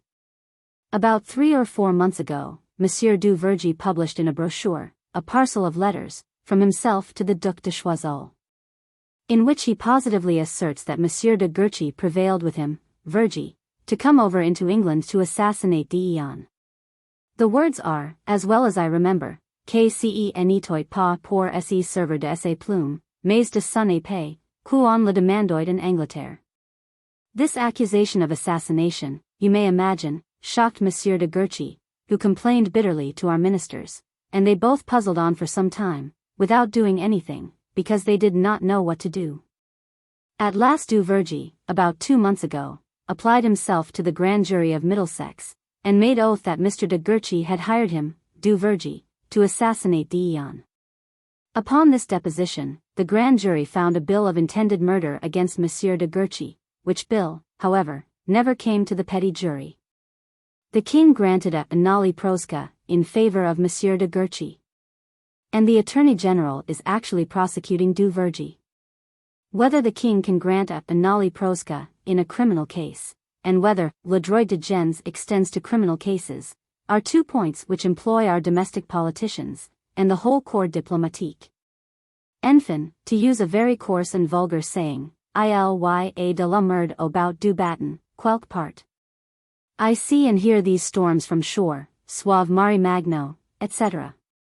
I enjoy my own security and tranquility, together with better health than I had reason to expect at my age, and with my constitution. However, I feel a gradual decay, though a gentle one.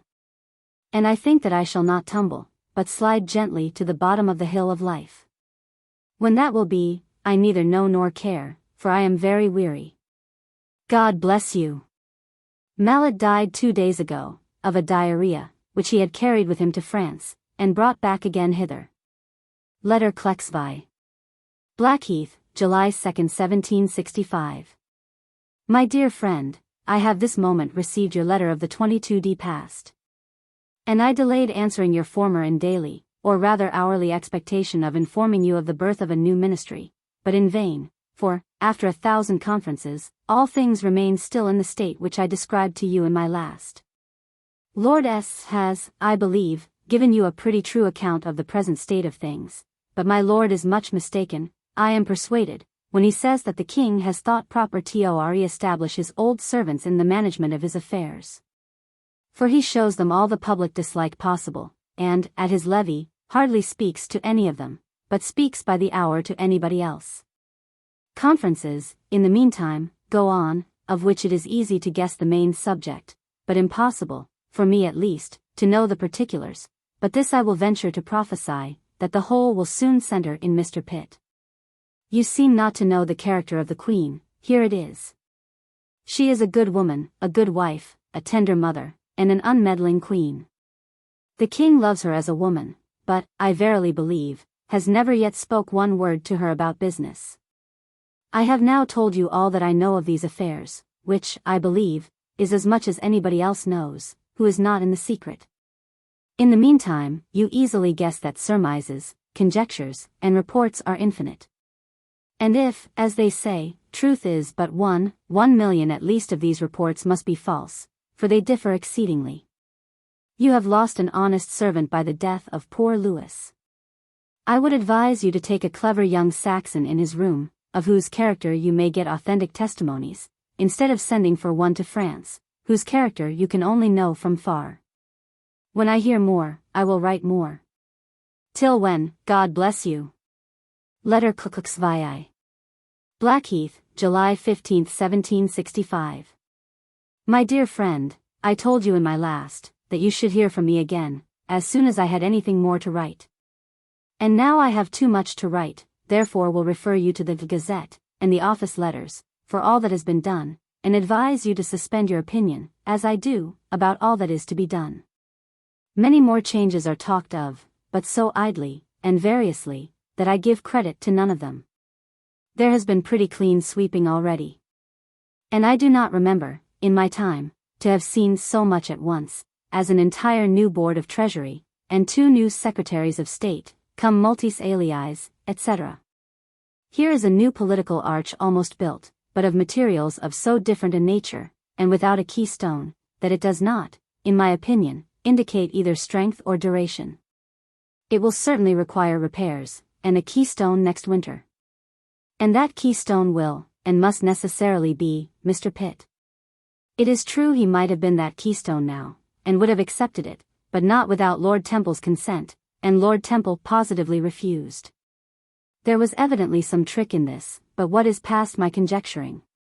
Davis sum, non Oedipus. There is a manifest interregnum in the Treasury, for I do suppose that Lord Rockingham and Mr. Dowdeswell will not think proper to be very active.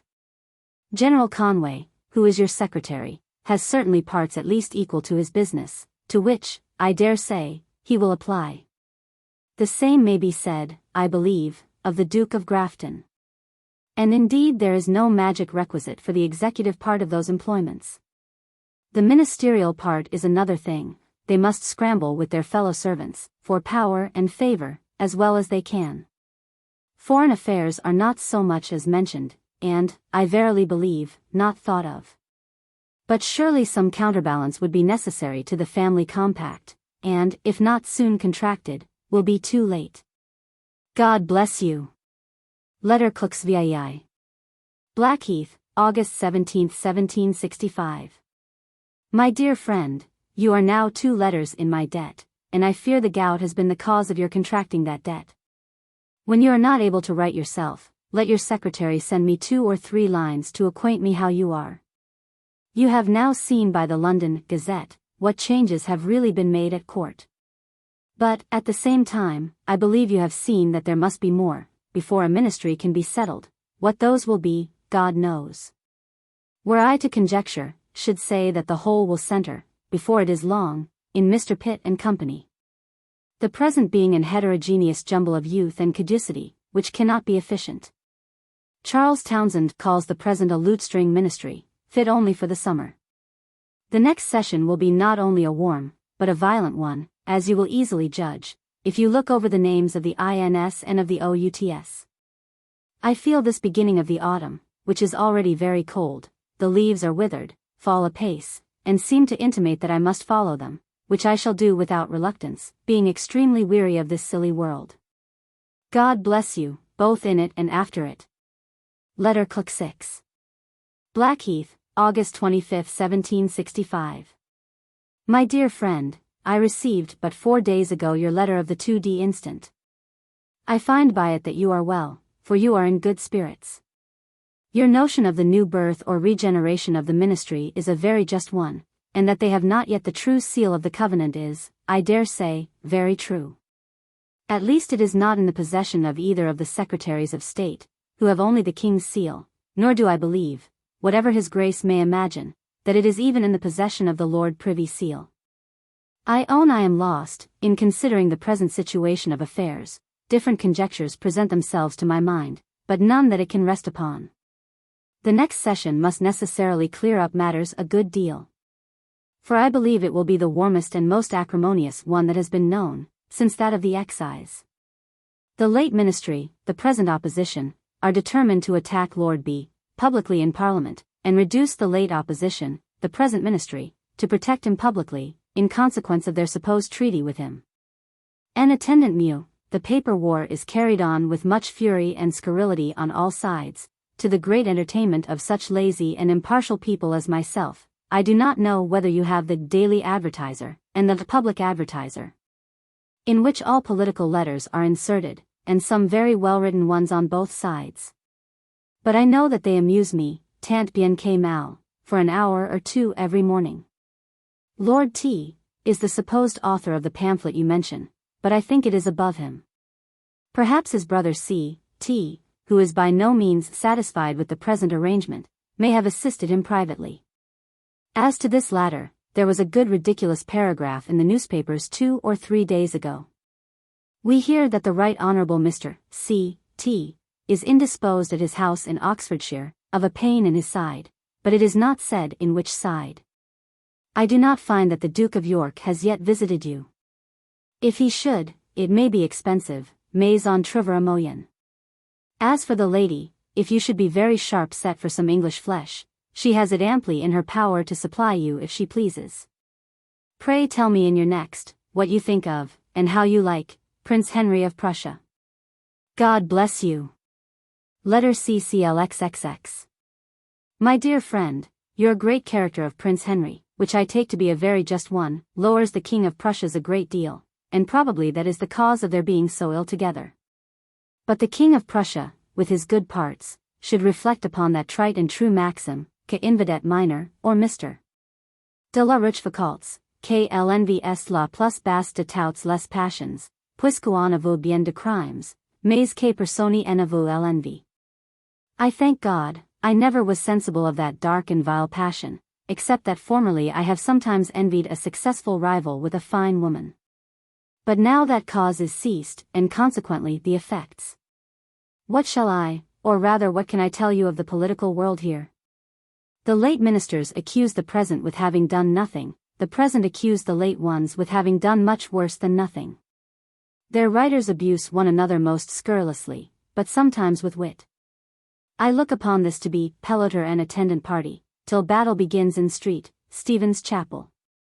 How that will end, I protest I cannot conjecture. Any farther than this, that if Mr. Pitt does not come into the assistance of the present ministers, they will have much to do to stand their ground. C. T. will play booty, and who else have they? Nobody but C. who has only good sense, but not the necessary talents nor experience, aer sir viros martemque accender cantu. I never remember, in all my time, to have seen so problematical a state of affairs, and a man would be much puzzled which side to bet on. Your guest, Miss C. is another problem which I cannot solve. She no more wanted the waters of Carlsbad than you did. Is it to show the Duke of Kingston that he cannot live without her? A dangerous experiment, which may possibly convince him that he can. There is a trick no doubt in it. But what, I neither know nor care. You did very well to show her civilities, cela ne gut jamais rein. I will go to my waters, that is, the Bath waters, in 3 weeks or a month, more for the sake of bathing than of drinking. The hot bath always promotes my perspiration, which is sluggish, and supples my stiff rheumatic limbs. Dailers, I am at present as well, and better than I could reasonably expect to be, annis septuagesimo primo. May you be so as long, why Moss. God bless you. Letter Klukuksai. London, October 25, 1765. My dear friend, I received your letter of the 10th Sonica, for I set out for Bath tomorrow morning.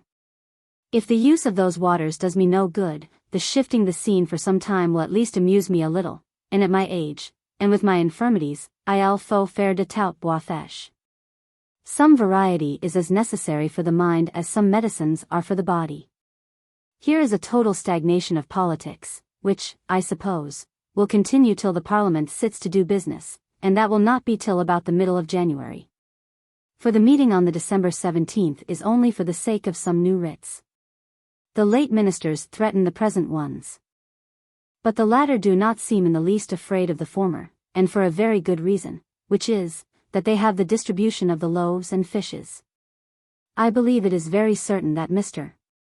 Pitt will never come into this, or any other administration. He is absolutely a cripple all the year, and in violent pain at least half of it. Such physical ills are great checks to two of the strongest passions to which human nature is liable, love and ambition. Though I cannot persuade myself that the present ministry can be long-lived, I can as little imagine who or what can succeed them, tel est l'audazet de sujets papables. The Duke of swears that he will have Lord personally attacked in both houses, but I do not see how, without endangering himself at the same time. Miss C. is safely arrived here, and her Duke is fonder of her than ever. It was a dangerous experiment that she tried, in leaving him so long, but it seems she knew her man. I pity you for the inundation of your good countrymen, which overwhelms you, je sais ce tu en vas elani. It is, besides, expensive, but, as I look upon the expense to be the least evil of the two, I will see if a New Year's gift will not make it up. As I am now upon the wing, I will only add, God bless you. Letter Kekexii. Bath, November 28, 1765. My dear friend, I have this moment received your letter of the 10th. I have now been here a month, bathing and drinking the waters, for complaints much of the same kind as yours, I mean pains in my legs, hips and arms, whether gouty or rheumatic, God knows. But, I believe, both, that fight without a decision in favor of either, and have absolutely reduced me to the miserable situation of the Sphinx's riddle, to walk upon 3 legs.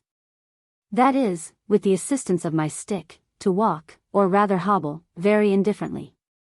I wish it were a declared gout, which is the distemper of a gentleman. Whereas the rheumatism is the distemper of a hackney coachman or chairman, who is obliged to be out in all weathers and at all hours. I think you will do very right to ask leave, and I dare say you will easily get it, to go to the baths in Swabia. That is, supposing that you have consulted some skilful physician, if such a one there be, either at Dresden or at Leipzig, about the nature of your distemper, and the nature of those baths, but, soas quisque patem manis. We have but a bad bargain, God knows, of this life, and patience is the only way not to make bad worse.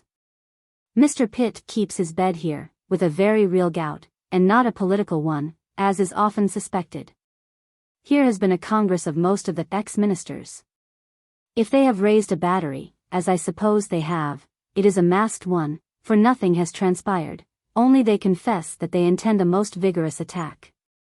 Dailers, there seems to be a total suspension of all business, till the meeting of the Parliament, and then, signa canant. I am very glad that at this time you are out of it, and for reasons that I need not mention, you would certainly have been sent for over, and, as before, not paid for your journey. Poor Hart is very ill, and condemned to the hot well at Bristol. He is a better poet than philosopher, for all this illness and melancholy proceeds originally from the ill success of his Gustavus Adolphus. He is grown extremely devout, which I am very glad of, because that is always a comfort to the afflicted. I cannot present Mr. Larpent with my New Year's gift, till I come to town, which will be before Christmas at farthest, till when, God bless you. Adieu. Letter Kekexii. London, December 27, 1765. My dear friend, I arrived here from Bath last Monday, rather, but not much better, than when I went over there. My rheumatic pains, in my legs and hips, plague me still, and I must never expect to be quite free from them. You have, to be sure, had from the office an account of what the Parliament did, or rather did not do, the day of their meeting, and the same point will be the great object at their next meeting. I mean the affair of our American colonies, relatively to the late imposed stamp duty, which our colonists absolutely refuse to pay. The administration are for some indulgence and forbearance to those froward children of their mother country. The opposition are for taking vigorous, as they call them, but I call them violent measures, not less dragonades, and to have the tax collected by the troops we have there. For my part, I never saw a froward child mended by whipping. And I would not have the mother country become a stepmother. Our trade to America brings in, communibus annis, 2 millions a year, and the stamp duty is estimated at but £100,000 a year. Which I would by no means bring into the stock of the exchequer, at the loss or even the risk of £1 million a year to the national stock. I do not tell you of the garter given away yesterday, because the newspapers will.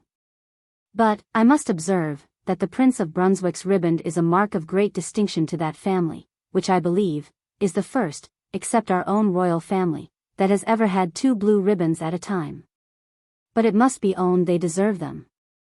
One hears of nothing now in town, but the separation of men and their wives. Will Finch, the ex-Vice-Chamberlain, Lord Warwick, and your friend Lord Bolingbroke. I wonder at none of them for parting. But I wonder at many for still living together, for in this country it is certain that marriage is not well understood. I have this day sent Mr. Larpent £200 for your Christmas box, of which I suppose he will inform you by this post. Make this Christmas as merry a one as you can, for pour le peu du bon temps que nous reste, reine nest si funeste, chuan noir chagrin. For the New Year's, God send you many, and happy ones. Adieu. 1766 to 1771. Letter Clexev. London, February 11, 1766. My dear friend, I received 2 days ago your letter of the 25th past, and your former, which you mention in it, but 10 days ago. This may easily be accounted for from the badness of the weather, and consequently of the roads. I hardly remember so severe a winter. It has occasioned many illnesses here. I am sure it pinched my crazy carcass so much that, about 3 weeks ago, I was obliged to be let blood twice in 4 days, which I found afterward was very necessary, by the relief it gave to my head and to the rheumatic pains in my limbs. And from the execrable kind of blood which I lost.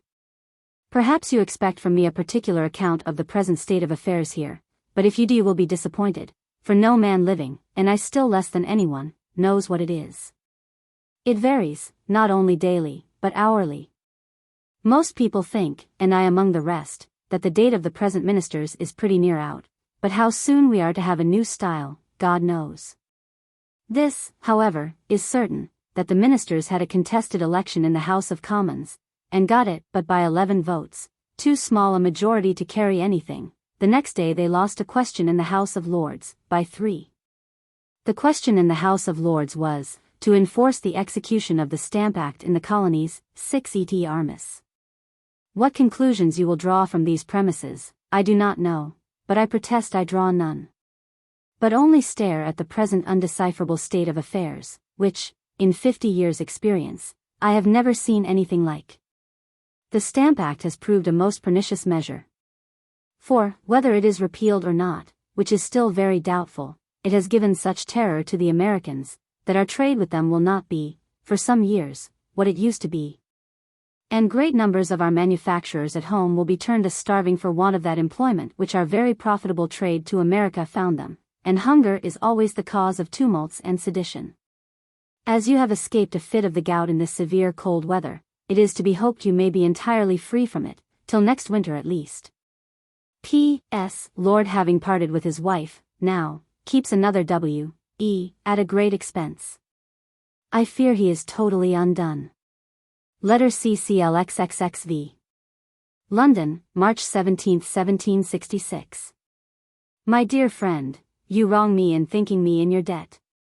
For I never receive a letter of yours, but I answer it by the next post, or the next but one, at furthest, but I can easily conceive that my 2 last letters to you may have been drowned or frozen in their way. For portents and prodigies of frost, snow, and inundations, have been so frequent this winter, that they have almost lost their names. You tell me that you are going to the baths of Baden. But that puzzles me a little, so I recommend this letter to the care of Mr. Larpent, to forward to you. For Baden I take to be the general German word for baths, and the particular ones are distinguished by some epithet, as Wiesbaden, Karlsbaden, etc. I hope they are not cold baths, which I have a very ill opinion of, in all arthritic or rheumatic cases, and your case I take to be a compound of both, but rather more of the latter. You will probably wonder that I tell you nothing of public matters, upon which I shall be as secret as Hotspur's gentle Kate, who would not tell what she did not know, but what is singular, nobody seems to know any more of them than I do. People gape, stare, conjecture, and refine. Changes of the ministry, or in the ministry at least, are daily reported and foretold, but of what kind, God only knows. It is also very doubtful whether Mr. Pitt will come into the administration or not. The two present secretaries are extremely desirous that he should, but the others think of the horse that called the man to its assistance. I will say nothing to you about American affairs, because I have not pens, ink, or paper enough to give you an intelligible account of them. They have been the subjects of warm and acrimonious debates, both in the Lords and Commons, and in all companies. The repeal of the Stamp Act is at last carried through. I am glad of it, and gave my proxy for it, because I saw many more inconveniences from the enforcing than from the repealing it. Colonel Brown was with me the other day, and assured me that he left you very well. He said he saw you at Spa, but I did not remember him, though I remember his two brothers, the Colonel and the Ravisher, very well. Your Saxon Colonel has the brogue exceedingly. Present my respects to Count Fleming. I am very sorry for the Countess's illness. She was a most well-bred woman. You would hardly think that I gave a dinner to the Prince of Brunswick, your old acquaintance. I glad it is over, but I could not avoid it. Il m'avait table de politesses. God bless you. Letter Clexvi. Blackheath, June 13, 1766. My dear friend, I received yesterday your letter of the 30th past. I waited with impatience for it, not having received one from you in 6 weeks. Nor your mother neither, who began to be very sure that you were dead, if not buried.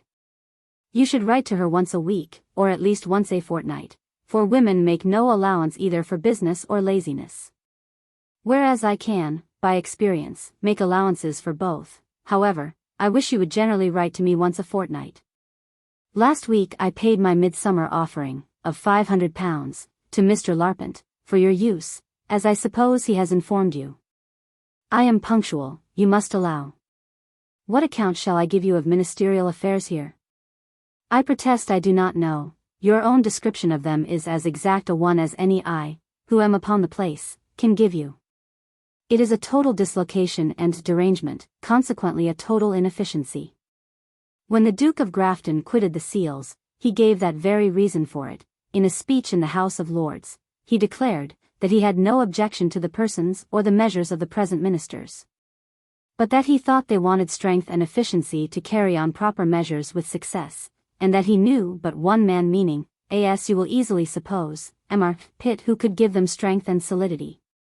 That, under this person, he should be willing to serve in any capacity, not only as a general officer, but as a pioneer, and would take up a spade and a mattock.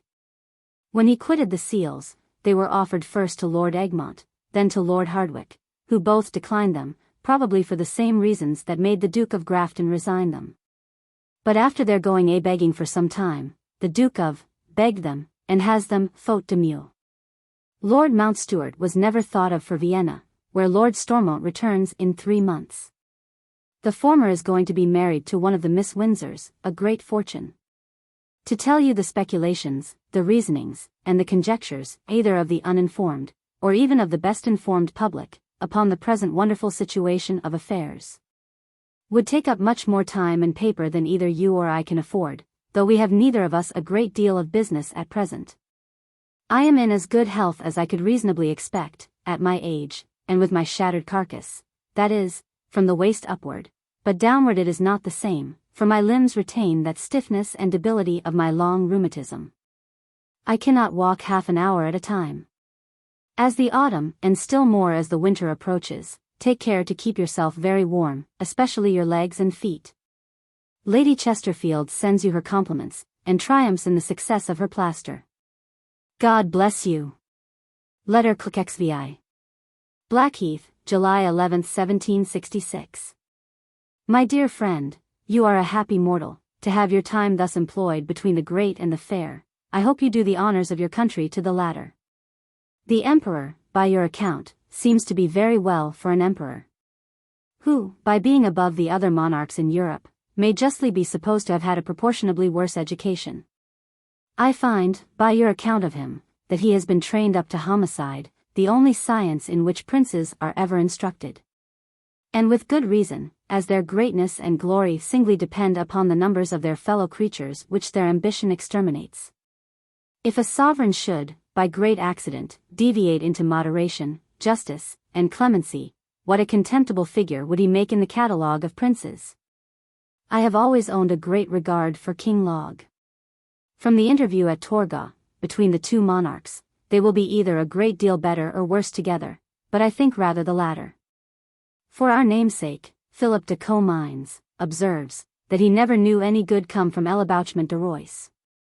The King of Prussia will exert all his perspicacity to analyze his imperial majesty. And I would bet upon the one head of his black eagle, against the two heads of the Austrian eagle, though two heads are said, proverbially, to be better than one. I wish I had the direction of both the monarchs, and they should, together with some of their allies, take Lorraine and Alsace from France.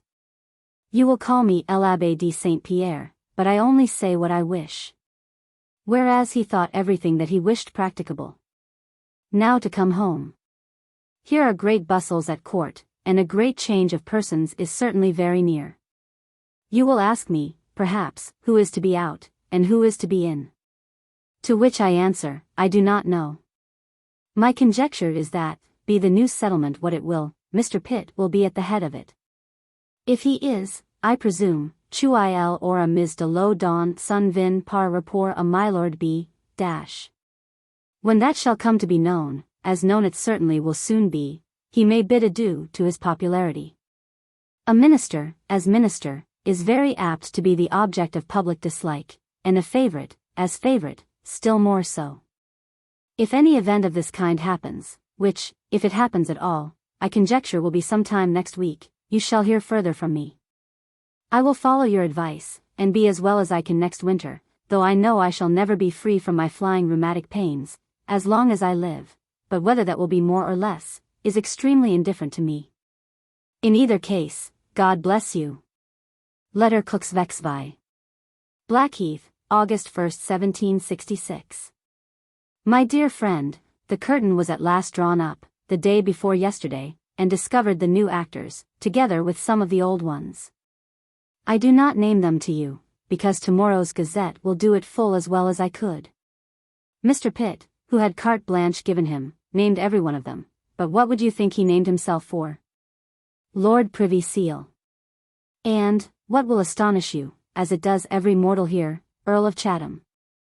The joke here is, that he has had a fall upstairs, and has done himself so much hurt, that he will never be able to stand upon his legs again. Everybody is puzzled how to account for this step, though it would not be the first time that great abilities have been duped by low cunning. But be it what it will, he is now certainly only Earl of Chatham, and no longer Mr. Pitt, in any respect whatever. Such an event, I believe, was never read nor heard of. To withdraw, in the fullness of his power and in the utmost gratification of his ambition, from the House of Commons, which procured him his power, and which could alone ensure it to him, and to go into that hospital of incurables. The House of Lords is a measure so unaccountable, that nothing but proof positive could have made me believe it, but true it is. Hans Stanley is to go ambassador to Russia, and my nephew, Ellis, to Spain, decorated with the red riband. Lord Shelburne is your Secretary of State, which I suppose he has notified to you this post, by a circular letter. Charles Townshend has now the sole management of the House of Commons, but how long he will be content to be only Lord Chatham's vicegerent there, is a question which I will not pretend to decide. There is one very bad sign for Lord Chatham, in his new dignity, which is, that all his enemies, without exception, rejoice at it, and all his friends are stupefied and dumbfounded. If I mistake not much, he will, in the course of a year, enjoy perfect odium cum dignitate. Enough of politics. Is the fair, or at least the fat, Miss C., with you still? It must be confessed that she knows the arts of courts, to be so received at Dresden, and so connived at in Leicester Fields. There never was so wet a summer as this has been, in the memory of man. We have not had one single day, since March, without some rain, but most days a great deal. I hope that does not affect your health, as great cold does, for, with all these inundations, it has not been cold. God bless you. Letter CLX. Blackheath, August 14, 1766. My dear friend, I received yesterday your letter of the 30th past, and I find by it that it crossed mine upon the road, where they had no time to take notice of one another. The newspapers have informed you, before now, of the changes actually made. More will probably follow, but what, I am sure, I cannot tell you. And I believe nobody can, not even those who are to make them. They will, I suppose, be occasional, as people behave themselves. The causes and consequences of Mr. Pitt's quarrel now appear in print, in a pamphlet published by Lord T. And in a refutation of it, not by Mr. Pitt himself, I believe, but by some friend of his, and under his sanction. The former is very scurrilous and scandalous, and betrays private conversation. My lord says, that in his last conference, he thought he had as good a right to nominate the new ministry as Mr. Pitt, and consequently named Lord G., Lord L., etc., for cabinet council employments, which Mr. Pitt not consenting to, Lord T., broke up the conference, and in his wrath went to Stowe, where I presume he may remain undisturbed a great while, since Mr. Pitt will neither be willing nor able to send for him again. The pamphlet, on the part of Mr. Pitt, gives an account of his whole political life, and, in that respect, is tedious to those who were acquainted with it before.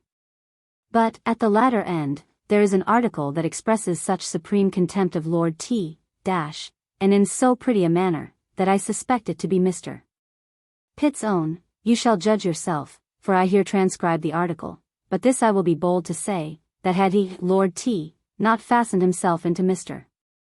Pitt's train, and acquired thereby such an interest in that great man, he might have crept out of life with as little notice as he crept in, and gone off with no other degree of credit than that of adding a single unit to the bills of mortality. I wish I could send you all the pamphlets and half-sheets that swarm here upon this occasion, but that is impossible. For every week would make a ship's cargo. It is certain that Mr. Pitt has, by his dignity of Earl, lost the greatest part of his popularity, especially in the city. And I believe the opposition will be very strong, and perhaps prevail, next session, in the House of Commons, there being now nobody there who can have the authority and ascendant over them that Pitt had. People tell me here, as young Harvey told you at Dresden, that I look very well, but those are words of course, which everyone says to everybody. So far is true, that I am better than at my age, and with my broken constitution, I could have expected to be. God bless you. Letter CCXC. Blackheath, September 12, 1766. My dear friend, I have this moment received your letter of the 27th past. I was in hopes that your course of waters this year at Baden would have given you a longer reprieve from your painful complaint. If I do not mistake, you carried over with you some of Dr. Monsey's powders. Have you taken any of them, and have they done you any good? I know they did me a great deal. I, who pretend to some skill in physic, advise a cool regimen and cooling medicines. I do not wonder that you do wonder at Lord C.'s conduct. If he was not outwitted into his peerage by Lord B., his accepting it is utterly inexplicable. The instruments he has chosen for the great office, I believe, will never fit the same case. It was cruel to put such a boy as Lord G. over the head of old Ligonier. And if I had been the former, would have refused that commission, during the life of that honest and brave old general. All this to quiet the Duke of R. to a resignation, and to make Lord B. Lieutenant of Ireland, where, I will venture to prophesy, that he will not do. Ligonier was much pressed to give up his regiment of guards, but would by no means do it. And declared that the king might break him if he pleased, but that he would certainly not break himself. I have no political events to inform you of, they will not be ripe till the meeting of the Parliament. Immediately upon the receipt of this letter, write me one, to acquaint me how you are. God bless you, and, particularly, may he send you health, for that is the greatest blessing. Letter Kexi. Blackheath, September 30, 1766. My dear friend, I received, yesterday, with great pleasure, your letter of the 18th, by which I consider this last ugly bout as over. And, to prevent its return, I greatly approve of your plan for the south of France, where I recommend for your principal residence, Pézenas Toulouse, or Bordeaux.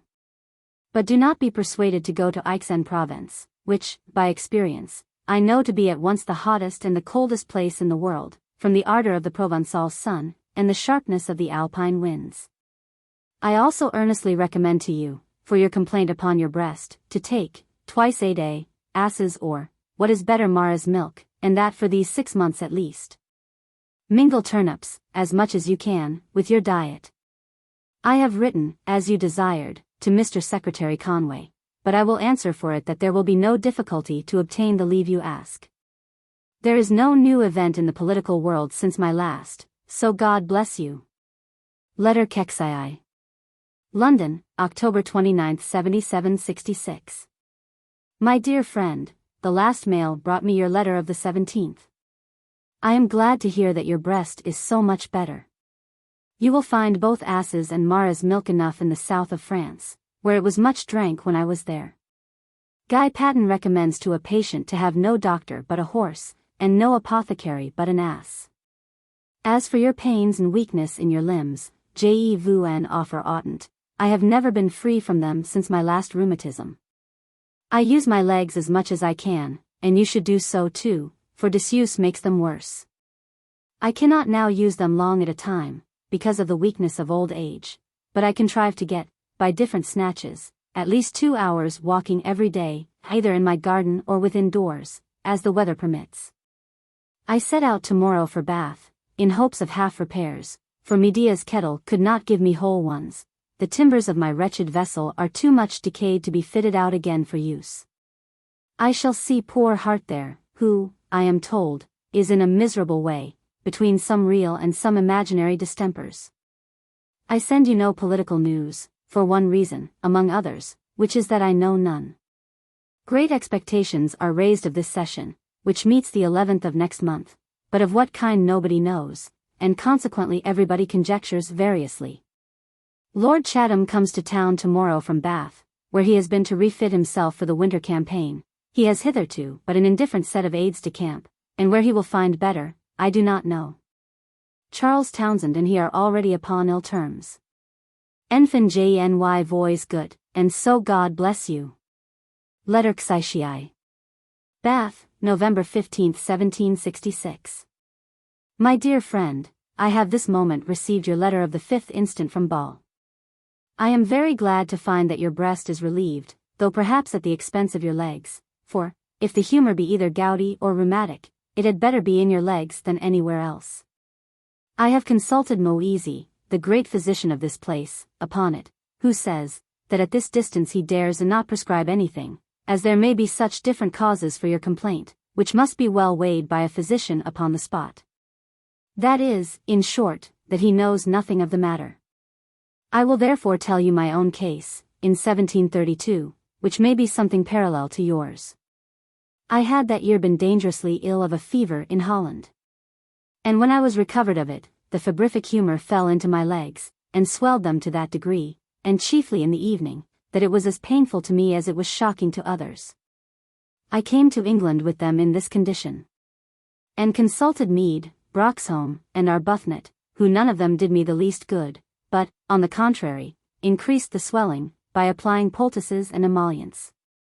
In this condition I remained near 6 months, till finding that the doctors could do me no good, I resolved to consult Palmer, the most eminent surgeon of St. Thomas's Hospital. He immediately told me that the physicians had pursued a very wrong method, as the swelling of my legs proceeded only from a relaxation and weakness of the cutaneous vessels, and he must apply strengtheners instead of emollients. Accordingly, he ordered me to put my legs up to the knees every morning in brine from the salters, as hot as I could bear it. The brine must have had meat salted in it. I did so.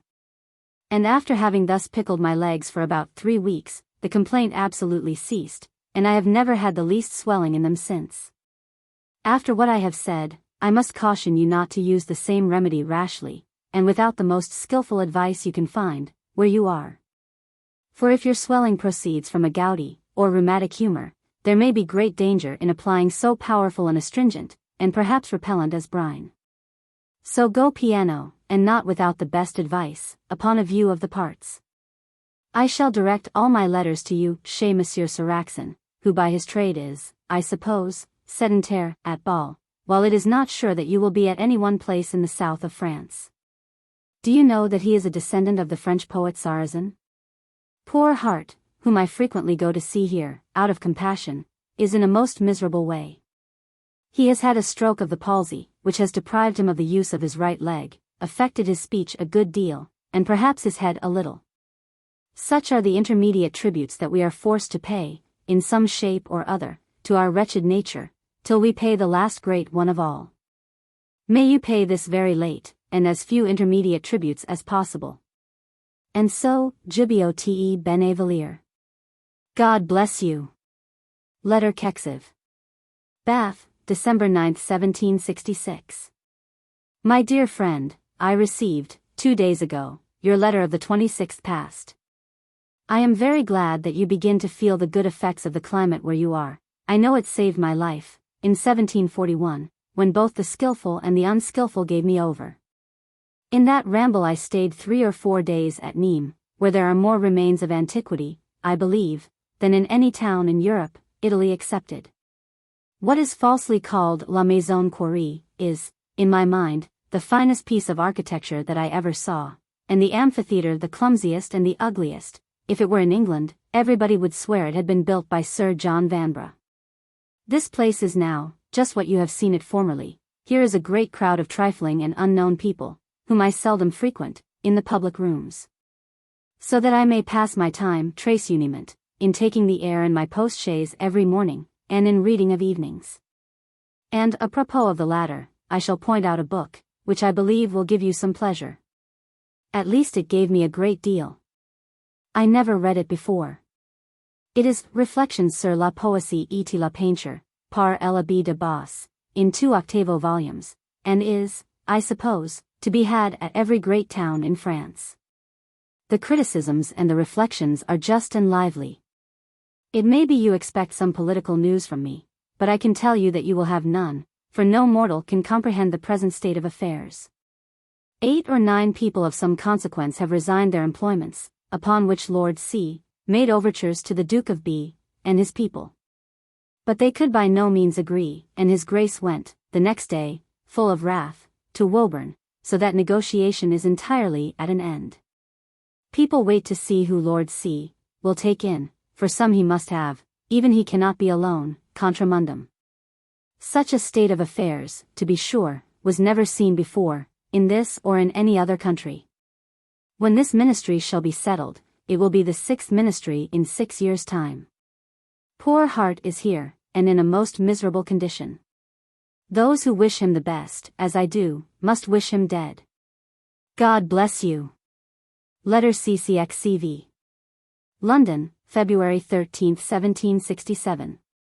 My dear friend, it is so long since I have had a letter from you, that I am alarmed about your health, and fear that the southern parts of France have not done so well by you as they did by me in the year 1741, when they snatched me from the jaws of death. Let me know, upon the receipt of this letter, how you are, and where you are. I have no news to send you from hence, for everything seems suspended, both in the court and in the Parliament, till Lord Chatham's return from the Bath, where he has been laid up this month, by a severe fit of the gout. And, at present, he has the sole apparent power. In what little business has hitherto been done in the House of Commons, Charles Townshend has given himself more ministerial airs than Lord Chatham will, I believe, approve of.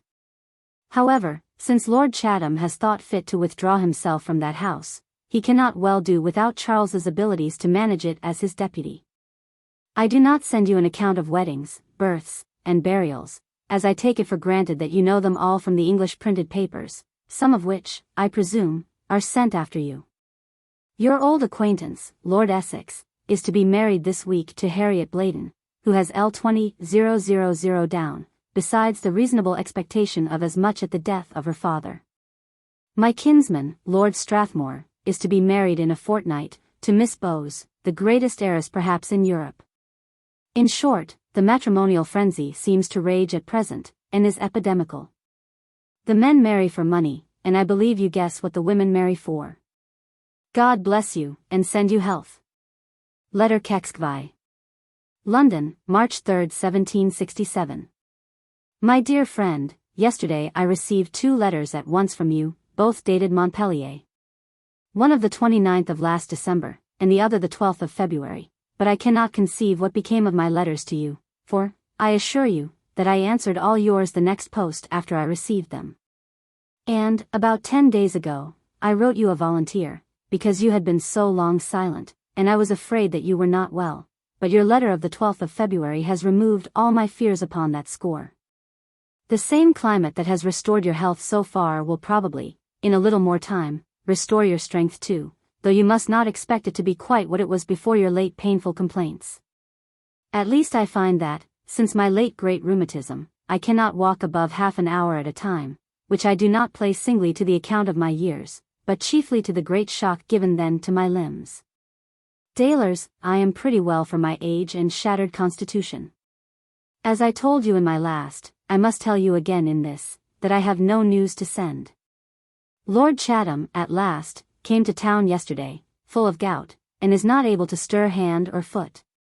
During his absence, Charles Townshend has talked of him, and at him, in such a manner, that henceforward they must be either much worse or much better together than ever they were in their lives. On Friday last, Mr. Dowdeswell and Mr.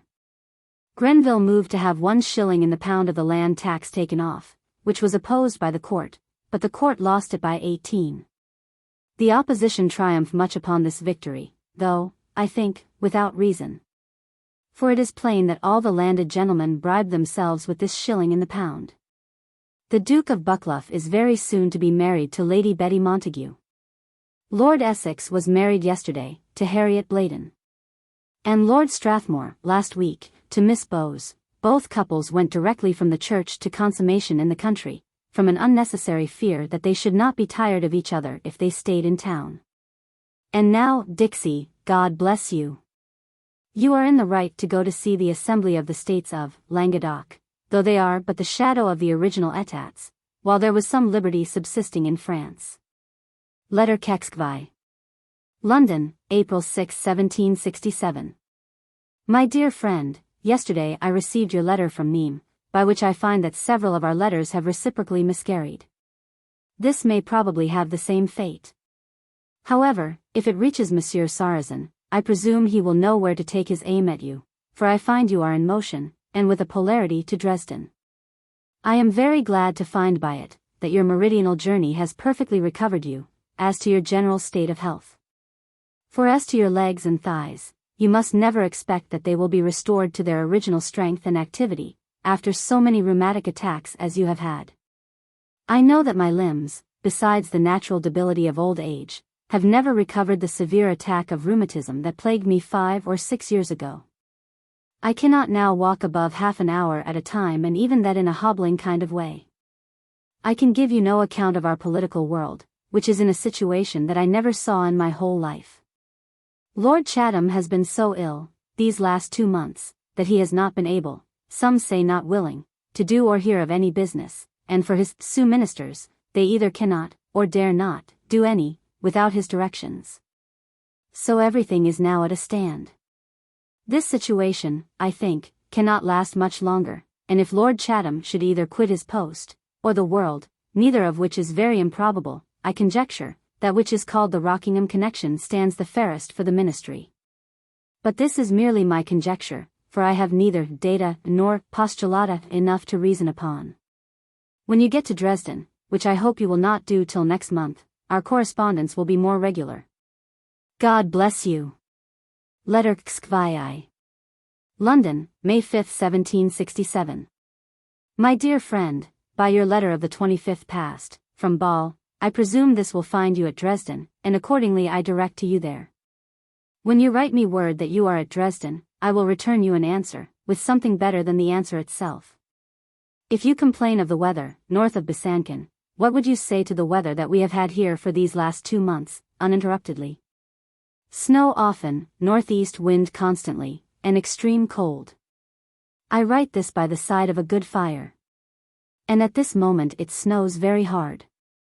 All my promised fruit at Blackheath is quite destroyed, and, what is worse, many of my trees. I cannot help thinking that the King of Poland, the Empress of Russia, and the King of Prussia, intendant cum larens en foire, though the former must not appear in it upon account of the stupidity, ignorance, and bigotry of his Poles. I have a great opinion of the cogency of the controversial arguments of the Russian troops, in favor of the dissidents. I am sure I wish them success, for I would have all intoleration intolerated in its turn. We shall soon see more clearly into this matter, for I do not think that the autocratress of all the Russias will be trifled with by the Sarmatians. What do you think of the late extraordinary event in Spain? Could you have ever imagined that those ignorant Goths would have dared to banish the Jesuits? There must have been some very grave and important reasons for so extraordinary a measure, but what they were I do not pretend to guess. And perhaps I shall never know, though all the coffee-houses here do. Things are here in exactly the same situation, in which they were when I wrote to you last. Lord Chatham is still ill, and only goes abroad for an hour in a day, to take the air, in his coach. The King has, to my certain knowledge, sent him repeated messages, desiring him not to be concerned at his confinement, for that he is resolved to support him, pour et contre tout. God bless you. Letter 66. London, June 1, 1767. My dear friend, I received yesterday your letter of the 20th past, from Dresden, where I am glad to find that you are arrived safe and sound. This has been everywhere an annus mirabilis for bad weather, and it continues here still. Everybody has fires, and their winter clothes, as at Christmas. The town is extremely sickly, and sudden deaths have been very frequent. I do not know what to say to you upon public matters. Things remain in statu quo, and nothing is done. Great changes are talked of, and, I believe, will happen soon, perhaps next week, but who is to be changed, for whom, I do not know, though everybody else does. I am apt to think that it will be a mosaic ministry, made up de pieces rapportees from different connections. Last Friday I sent your subsidy to Mr. Larpent, who, I suppose, has given you notice of it. I believe it will come very seasonably, as all places, both foreign and domestic, are so far in arrears. They talk of paying you all up to Christmas. The King's inferior servants are almost starving. I suppose you have already heard, at Dresden, that Count Bruhl is either actually married, or very soon to be so, to Lady Egremont. She has, together with her salary as Lady of the Bedchamber, L2, 500 a year, besides £10,000 in money left her, at her own disposal, by Lord Egremont. All this will sound great and equus d'Allemagne. I am glad of it, for he is a very pretty man. God bless you. I easily conceive why Orloff influences the Empress of all the Russias, but I cannot see why the King of Prussia should be influenced by that motive. Letter CCC. Blackheath, July 2, 1767. My dear friend, though I have had no letter from you since my last, and though I have no political news to inform you of, I write this to acquaint you with a piece of Greenwich news, which I believe you will be very glad of. I am sure I am. Know then that your friend Miss was happily married, 3 days ago, to Mr. an Irish gentleman, and a member of that Parliament, with an estate of above L2,000 a year. He settles upon her L600 jointure, and in case they have no children, L1, 500. He happened to be by chance in her company one day here, and was at once shot dead by her charms. But as dead men sometimes walk, he walked to her the next morning, and tendered her his person and his fortune, both which, taking the one with the other, she very prudently accepted, for his person is 60 years old. Ministerial affairs are still in the same ridiculous and doubtful situation as when I wrote to you last. Lord Chatham will neither hear of, nor do any business, but lives at Hampstead, and rides about the heath. His gout is said to be fallen upon his nerves. Your provincial secretary, Conway, quits this week, and returns to the army, for which he languished. 2 lords are talked of to succeed him, Lord Egmont and Lord Hillsborough. I rather hope the latter. Lord Northington certainly quits this week, but nobody guesses who is to succeed him as president. 1,000 other changes are talked of, which I neither believe nor reject. Poor heart is in a most miserable condition, he has lost one side of himself, and in a great measure his speech, notwithstanding which, he is going to publish his divine poems, as he calls them. I am sorry for it, as he had not time to correct them before this stroke, nor abilities to do it since. God bless you. Letter CCCI. Blackheath, July 9, 1767. My dear friend, I have received yours of the 21st past, with the enclosed proposal from the French refugees, for a subscription toward building them un temple. I have shown it to the very few people I see, but without the least success.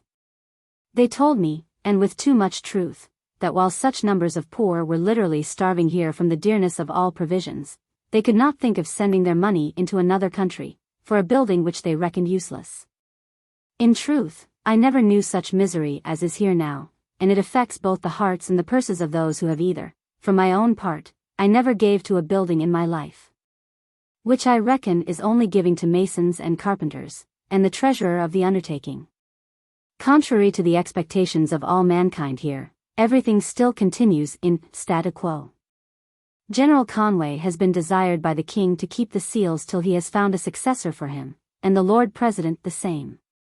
Lord Chatham is relapsed, and worse than ever, he sees nobody, and nobody sees him. It is said that a bungling physician has checked his gout, and thrown it upon his nerves. Which is the worst distemper that a minister or a lover can have, as it debilitates the mind of the former and the body of the latter. Here is at present an interregnum. We must soon see what order will be produced from this chaos. The electorate, I believe, will find the want of Comte Fleming, for he certainly had abilities, and was as sturdy and inexorable as a minister at the head of the finances ought always to be. When you see Countess Fleming, which I suppose cannot be for some time, pray make her Lady Chesterfield's and my compliments of condolence. You say that Dresden is very sickly. I am sure London is at least as sickly now, for there reigns an epidemical distemper, called by the genteel name of influenza. It is a little fever, of which scarcely anybody dies, and it generally goes off with a little looseness. I have escaped it, I believe, by being here. God keep you from all distempers, and bless you. Letter Chi. London, October 30, 1767. My dear friend, I have now left Blackheath, till the next summer, if I live till then. And am just able to write, which is all I can say, for I am extremely weak, and have in a great measure lost the use of my legs. I hope they will recover both flesh and strength, for at present they have neither. I go to the bath next week, in hopes of half repairs at most, for those waters, I am sure, will not prove Medea's kettle, nor less O's to Juvence, to me. However, I shall do as good courtiers do, and get what I can, if I cannot get what I will. I send you no politics, for here are neither politics nor ministers. Lord Chatham is quiet at Pynsent, in Somersetshire, and his former subalterns do nothing, so that nothing is done. Whatever places or preferments are disposed of, come evidently from Lord who affects to be invisible, and who, like a woodcock, thinks that if his head is but hid, he is not seen at all. General Pulteney is at last dead, last week, worth above £1,300,000. He has left all his landed estate, which is £28,000 a year, including the Bradford estate, which his brother had from that ancient family, to a cousin german. He has left £200,000, in the funds, to Lord Darlington, who was his next nearest relation, and at least £20,000 in various legacies. If riches alone could make people happy, the last two proprietors of this immense wealth ought to have been so, but they never were. God bless you, and send you good health, which is better than all the riches of the world. Letter Chi. London, November 3, 1767. My dear friend, your last letter brought me but a scurvy account of your health. For the headaches you complain of, I will venture to prescribe a remedy, which, by experience, I found a specific, when I was extremely plagued with them. It is either to chew 10 grains of rhubarb every night going to bed, or, what I think rather better, to take, immediately before dinner, a couple of rhubarb pills, of 5 grains each. By which means it mixes with the aliments, and will, by degrees, keep your body gently open. I do it to this day, and find great good by it. As you seem to dread the approach of a German winter, I would advise you to write to General Conway, for leave of absence for the 3 rigorous winter months, which I dare say will not be refused. If you choose a worse climate, you may come to London, but if you choose a better and a warmer, you may go to Nice en Provence, where Sir William Stanhope is gone to pass his winter, who, I am sure, will be extremely glad of your company there. I go to the Bath next Saturday. Udenam de Frustra. God bless you. Letter Xiv. Bath, September 19, 1767. My dear friend, yesterday I received your letter of the 29th past, and am very glad to find that you are well enough to think that you may perhaps stand the winter at Dresden. But if you do, pray take care to keep both your body and your limbs exceedingly warm. As to my own health, it is, in general, as good as I could expect it. At my age, I have a good stomach, a good digestion, and sleep well. But find that I shall never recover the free use of my legs, which are now full as weak as when I first came hither. You ask me questions concerning Lord C., which neither I, nor, I believe, anybody but himself can answer. However, I will tell you all that I do know, and all that I guess, concerning him. This time 12-month he was here, and in good health and spirits, except now and then some little twinges of the gout. We saw one another 4 or 5 times, at our respective houses. But for these last 8 months, he has been absolutely invisible to his most intimate friends, less Sioux ministers. He would receive no letters, nor so much as open any packet about business. His physician, Dr. as I am told, had, very ignorantly, checked a coming fit of the gout, and scattered it about his body, and it fell particularly upon his nerves, so that he continues exceedingly vaporish, and would neither see nor speak to anybody while he was here. I sent him my compliments, and asked leave to wait upon him, but he sent me word that he was too ill to see anybody whatsoever. I met him frequently taking the air in his post-chaise, and he looked very well. He set out from hence for London last Tuesday, but what to do, whether to resume, or finally to resign the administration, God knows. Conjectures are various. In one of our conversations here, this time 12-month, I desired him to secure you a seat in the new Parliament. He assured me that he would, and, I am convinced, very sincerely, he said even that he would make it his own affair, and desired that I would give myself no more trouble about it. Since that, I have heard no more of it. Which made me look out for some venal borough, and I spoke to a borough jobber, and offered £2500 for a secure seat in Parliament. But he laughed at my offer, and said that there was no such thing as a borough to be had now, for that the rich East and West Indians had secured them all, at the rate of £3,000 at least. But many at 4,000, and 2 or 3 that he knew, at 5,000. This, I confess, has vexed me a good deal, and made me the more impatient to know whether Lord C. had done anything in it. Which I shall know when I go to town, as I propose to do in about a fortnight, and as soon as I know it you shall. To tell you truly what I think, I doubt, from all this nervous disorder that Lord C. is hors de combat, as a minister. But do not ever hint this to anybody.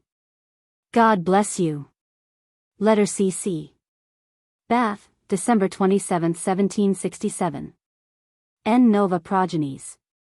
My dear friend, the outlines of a new ministry are now declared, but they are not yet quite filled up. It was formed by the Duke of Bedford. Lord Gower is made President of the Council, Lord Sandwich, Postmaster, Lord Hillsborough, Secretary of State for America only, Mr. Rigby, Vice-Treasurer of Ireland. General Conway is to keep the seals a fortnight longer, and then to surrender them to Lord Weymouth. It is very uncertain whether the Duke of Grafton is to continue at the head of the Treasury or not. But, in my private opinion, George Grenville will very soon be there. Lord Chatham seems to be out of the question, and is at his repurchased house at Hayes, where he will not see a mortal. It is yet uncertain whether Lord Shelburne is to keep his place. If not, Lord Sandwich, they say, is to succeed him. All the Rockingham people are absolutely excluded. Many more changes must necessarily be, but no more are yet declared. It seems to be a resolution taken by somebody that ministers are to be annual. Sir George Macartney is next week to be married to Lady Jane Stuart, Lord Bute's second daughter. I never knew it so cold in my life as it is now, and with a very deep snow. by which, if it continues, I may be snowbound here for God knows how long, though I proposed leaving this place the latter end of the week. Poor Hart is very ill here. He mentions you often, and with great affection. God bless you. When I know more you shall. Letter Kv. London, January 29, 1768. My dear friend, 2 days ago I received your letter of the 8th. I wish you had gone a month or 6 weeks sooner to Ball, that you might have escaped the excessive cold of the most severe winter that I believe was ever known. It congealed both my body and my mind, and scarcely left me the power of thinking.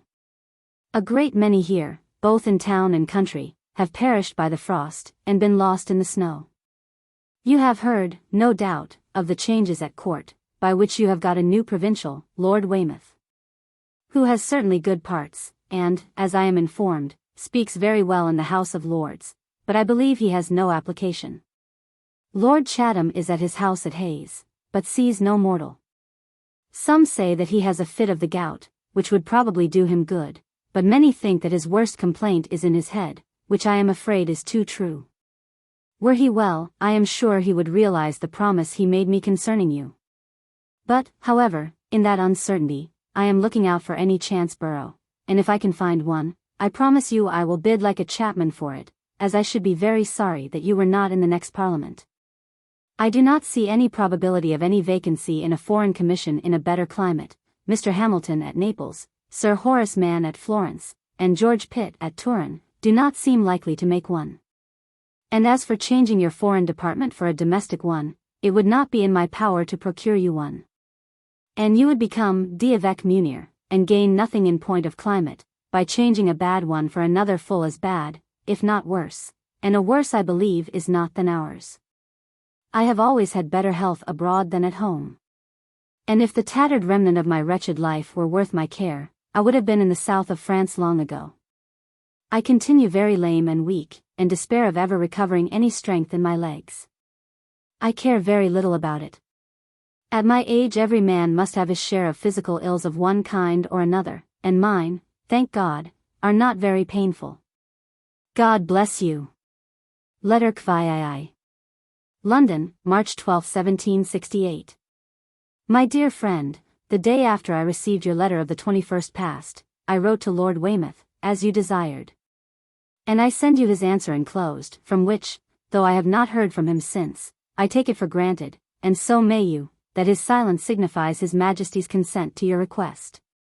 Your complicated complaints give me great uneasiness, and the more, as I am convinced that the Montpellier physicians have mistaken a material part of your case, as indeed all the physicians here did, except Dr. Matty.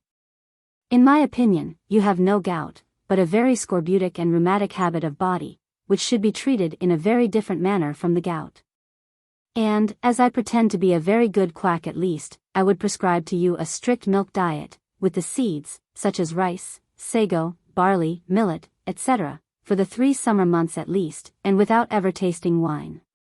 If climate signifies anything, in which, by the way, I have very little faith, you are, in my mind, in the finest climate in the world, neither too hot nor too cold, and always clear. You are with the gayest people living. Be gay with them, and do not wear out your eyes with reading at home. L'ennui is the English distemper, and a very bad one it is, as I find by every day's experience. For my deafness deprives me of the only rational pleasure that I can have at my age, which is society, so that I read my eyes out every day, that I may not hang myself. You will not be in this Parliament, at least not at the beginning of it. I relied too much upon Lord C.'s promise above a year ago at Bath. He desired that I would leave it to him. That he would make it his own affair, and give it in charge to the Duke of G., whose province it was to make the parliamentary arrangement. This I depended upon, and I think with reason. But, since that, Lord C. has neither seen nor spoken to anybody, and has been in the oddest way in the world. I have sent to the D. of G. to know if L. C. had either spoken or sent to him about it, but he assured me that he had done neither. That all was full, or rather running over, at present, but that, if he could crowd you in upon a vacancy, he would do it with great pleasure. I am extremely sorry for this accident. For I am of a very different opinion from you, about being in Parliament, as no man can be of consequence in this country, who is not in it. And, though one may not speak like a Lord Mansfield or a Lord Chatham, one may make a very good figure in a second rank. Locus est de pluribus umbris. I do not pretend to give you any account of the present state of this country, or ministry, not knowing nor guessing it myself. God bless you, and send you health, which is the first and greatest of all blessings. Letter Kvii. London, March 15, 1768. My dear friend, this letter is supplemental to my last. This morning Lord Weymouth very civilly sent Mr. Wood, his first commis, to tell me that the King very willingly gave you leave of absence from your post for a year, for the recovery of your health. But then added, that as the court of Vienna was tampering with that of Saxony, which it seems our court is desirous to contraquarter, it might be necessary to have in the interim a charge d'affaires at Dresden. With a defalcation out of your appointments of 40 shillings a day, till your return, if I would agree to it. I told him that I consented to both the proposals, upon condition that at your return you should have the character and the pay of plenipotentiary added to your present character and pay. And that I would completely make up to you the defalcation of the 40 shillings a day. He positively engaged for it, and added, that he knew that it would be willingly agreed to. Thus I think I have made a good bargain for you, though but an indifferent one for myself, but that is what I never minded in my life. You may, therefore, depend upon receiving from me the full of this defalcation, when and how you please, independently of your usual annual refreshment, which I will pay to Monsieur Larpent, whenever you desire it. In the meantime, cura ut valias. The person whom Mr. Wood intimated to me would be the charge d'affaires during your absence, is one Mr. Keith, the son of that Mr. Keith who was formerly minister in Russia. Letter 6. London, April 12, 1768. My dear friend, I received, yesterday, your letter of the 1st, in which you do not mention the state of your health, which I desire you will do for the future. I believe you have guessed the true reason of Mr. Keith's mission. But by a whisper that I have since heard, Keith is rather inclined to go to Turin, as charge d'affaires. I forgot to tell you, in my last, that I was almost positively assured that the instant you returned to Dresden, Keith should decamp. I am persuaded that they will keep their words with me, as there is no one reason in the world why they should not. I will send your annual to Mr. Larpent, in a fortnight, and pay the 40 shillings a day quarterly, if there should be occasion. For, in my own private opinion, there will be no charge d'affaires sent. I agree with you, that point d'argent, point d'allemande, as was used to be said, and not without more reason, of the Swiss. But, as we have neither the inclination nor I fear the power to give subsidies, the court of Vienna can give good things that cost them nothing, as archbishoprics, bishoprics, besides corrupting their ministers and favorite with places. Elections here have been carried to a degree of frenzy hitherto unheard of. That for the town of Northampton has cost the contending parties at least £30,000 a side, and has sold his borough of to 2 members, for £9,000. As soon as Wilkes had lost his election for the city, he set up for the county of Middlesex, and carried it hollow, as the jockeys say. Here were great mobs and riots upon that occasion, and most of the windows in town broke, that had no lights for Wilkes and Liberty, who were thought to be inseparable. He will appear, the 10th of this month, in the Court of King's Bench, to receive his sentence, and then great riots are again expected, and probably will happen. God bless you. Letter CCCX. Bath, October 17, 1768. My dear friend. Your last 2 letters, to myself and Grevenkop, have alarmed me extremely, but I comfort myself a little, by hoping that you, like all people who suffer, think yourself worse than you are. A dropsy never comes so suddenly. And I flatter myself, that it is only that gouty or rheumatic humor, which has plagued you so long, that has occasioned the temporary swelling of your legs. Above 40 years ago, after a violent fever, my legs swelled as much as you describe yours to be. I immediately thought that I had a dropsy, but the faculty assured me, that my complaint was only the effect of my fever, and would soon be cured. And they said true.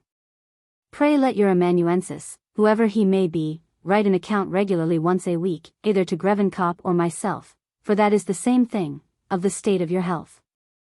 I sent you, in 4 successive letters, as much of the Duchess of Somerset's snuff as a letter could well convey to you. Have you received all or any of them? And have they done you any good? Though, in your present condition, you cannot go into company, I hope that you have some acquaintances that come and sit with you, for if originally it was not good for man to be alone, it is much worse for a sick man to be so. He thinks too much of his distemper, and magnifies it. Some men of learning among the ecclesiastics, I dare say, would be glad to sit with you, and you could give them as good as they brought. Poor Hart, who is here still, is in a most miserable condition. He has entirely lost the use of his left side, and can hardly speak intelligibly. I was with him yesterday. He inquired after you with great affection, and was in the utmost concern when I showed him your letter. My own health is as it has been ever since I was here last year. I am neither well nor ill, but unwell. I have in a manner lost the use of my legs, for though I can make a shift to crawl upon even ground for a quarter of an hour, I cannot go up or down stairs, unless supported by a servant. God bless you and grant you a speedy recovery. Note. This is the last of the letters of Lord Chesterfield to his son, Mr. Philip Stanhope, who died in November, 1768. The unexpected and distressing intelligence was announced by the lady to whom Mr. Stanhope had been married for several years, unknown to his father. On learning that the widow had 2 sons, the issue of this marriage, Lord Chesterfield took upon himself the maintenance of his grandchildren. The letters which follow show how happily the writer adapted himself to the trying situation. Letter Kexy. To Mrs. Stanhope, then at Paris. London, March 16, 1769. Madam, a troublesome and painful inflammation in my eyes obliges me to use another hand than my own to acknowledge the receipt of your letter from Avignon, of the 27th past. I am extremely surprised that Mrs. Dubouchet should have any objection to the manner in which your late husband desired to be buried, and which you, very properly, complied with. All I desire for my own burial is not to be buried alive. But how or where, I think must be entirely indifferent to every rational creature. I have no commission to trouble you with, during your stay at Paris. From whence, I wish you and the boys a good journey home, where I shall be very glad to see you all, and assure you of my being, with great truth, your faithful, humble servant, Chesterfield. Letter Xii. To the same, at London. Madam, the last time that I had the pleasure of seeing you, I was so taken up in playing with the boys that I forgot their more important affairs. How soon would you have them placed at school? When I know your pleasure as to that, I will send to Monsieur Perney, to prepare everything for their reception.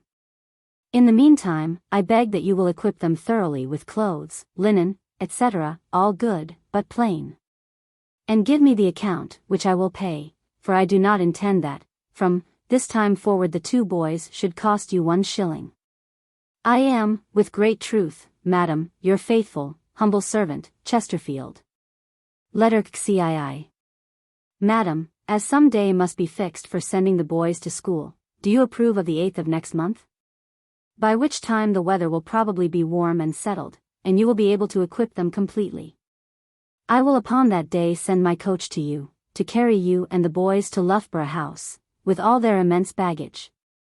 I must recommend to you, when you leave them there, to suppress, as well as you can, the overgrowings of maternal tenderness, which would grieve the poor boys the more, and give them a terror of their new establishment. I am, with great truth, Madam, your faithful, humble servant, Chesterfield. Letter Xiv. Bath, October 11, 1769. Madam, nobody can be more willing and ready to obey orders than I am, but then I must like the orders and the orderer.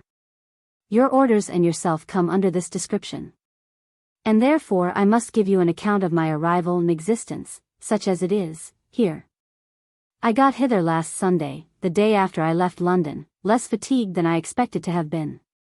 And now crawl about this place upon my 3 legs, but am kept in countenance by many of my fellow crawlers. The last part of the Sphinx's riddle approaches, and I shall soon end, as I began, upon all 4s. When you happen to see either Monsieur or Madame Perney, I beg you will give them this melancholic proof of my caducity, and tell them that the last time I went to see the boys, I carried the Michaelmas quarterage in my pocket. And when I was there I totally forgot it, but assure them, that I have not the least intention to bilk them, and will pay them faithfully the 2 quarters together, at Christmas. I hope our 2 boys are well, for then I am sure you are so. I am, with great truth and esteem, your most faithful, humble servant, Chesterfield. Letter CCCXV. Bath, October 28, 1769. Madam, your kind anxiety for my health and life is more than, in my opinion, they are both worth. Without the former the latter is a burden, and, indeed, I am very weary of it. I think I have got some benefit by drinking these waters, and by bathing, for my old stiff, rheumatic limbs. For, I believe, I could now outcrawl a snail, or perhaps even a tortoise. I hope the boys are well. Phil, I dare say, has been in some scrapes, but he will get triumphantly out of them, by dint of strength and resolution. I am, with great truth and esteem, your most faithful, humble servant, Chesterfield. Letter XVI. Bath, November 5, 1769. Madam, I remember very well the paragraph which you quote from a letter of mine to Mrs. Dubouchet, and see no reason yet to retract that opinion, in general, which at least 19 widows in 20 had authorized. I had not then the pleasure of your acquaintance, I had seen you but twice or thrice. And I had no reason to think that you would deviate, as you have done, from other widows, so much as to put perpetual shackles upon yourself, for the sake of your children. But, if I may use a vulgarism, 1 swallow makes no summer, 5 righteous were formerly necessary to save a city, and they could not be found. So, till I find 4 more such righteous widows as yourself, I shall entertain my former notions of widowhood in general. I can assure you that I drink here very soberly and cautiously, and at the same time keep so cool a diet that I do not find the least symptom of heat, much less of inflammation. By the way, I never had that complaint, in consequence of having drank these waters, for I have had it but 4 times, and always in the middle of summer. Mr. Hawkins is timorous, even to minutiae, and my sister delights in them. Charles will be a scholar, if you please, but our little Philip, without being one, will be something or other as good, though I do not yet guess what. I am not of the opinion generally entertained in this country, that man lives by Greek and Latin alone. That is, by knowing a great many words of 2 dead languages, which nobody living knows perfectly, and which are of no use in the common intercourse of life. Useful knowledge in my opinion consists of modern languages, history, and geography. Some Latin may be thrown into the bargain, in compliance with custom, and for closet amusement. You are, by this time, certainly tired with this long letter, which I could prove to you from Horace's own words, for I am a scholar, to be a bad one. He says, that water drinkers can write nothing good, so I am, with real truth and esteem, your most faithful, humble servant, Chesterfield. Letter XVI. Bath, October 9, 1770. Madam, I am extremely obliged to you for the kind part which you take in my health and life. As to the latter, I am as indifferent myself as any other body can be. But as to the former, I confess care and anxiety, for while I am to crawl upon this planet, I would willingly enjoy the health at least of an insect. How far these waters will restore me to that moderate degree of health, which alone I aspire at, I have not yet given them a fair trial, having drank them but 1 week. The only difference I hitherto find is, that I sleep better than I did. I beg that you will neither give yourself, nor Mr. Fitzhugh, much trouble about the pine plants. For as it is 3 years before they fruit, I might as well, at my age, plant oaks, and hope to have the advantage of their timber. However, somebody or other, God knows who, will eat them.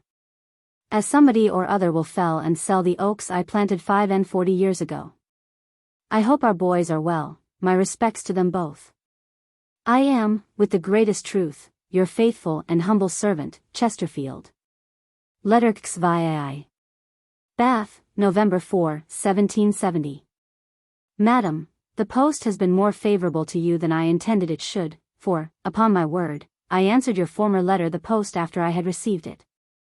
However, you have got a loss, as we say sometimes in Ireland. My friends from time to time require bills of health from me in these suspicious times, when the plague is busy in some parts of Europe. All I can say, in answer to their kind inquiries, is, that I have not the distemper properly called the plague, but that I have all the plague of old age and of a shattered carcass. These waters have done me what little good I expected from them, though by no means what I could have wished, for I wished them to be less os de juvence. I had a letter, the other day, from our two boys. Charles's was very finely written, and Philip's very prettily. They are perfectly well, and say that they want nothing. What grown-up people will or can say as much? I am, with the truest esteem, Madam, your most faithful servant. Chesterfield. Letter 66. Bath, October 27, 1771. Madam, upon my word, you interest yourself in the state of my existence more than I do myself, for it is worth the care of neither of us.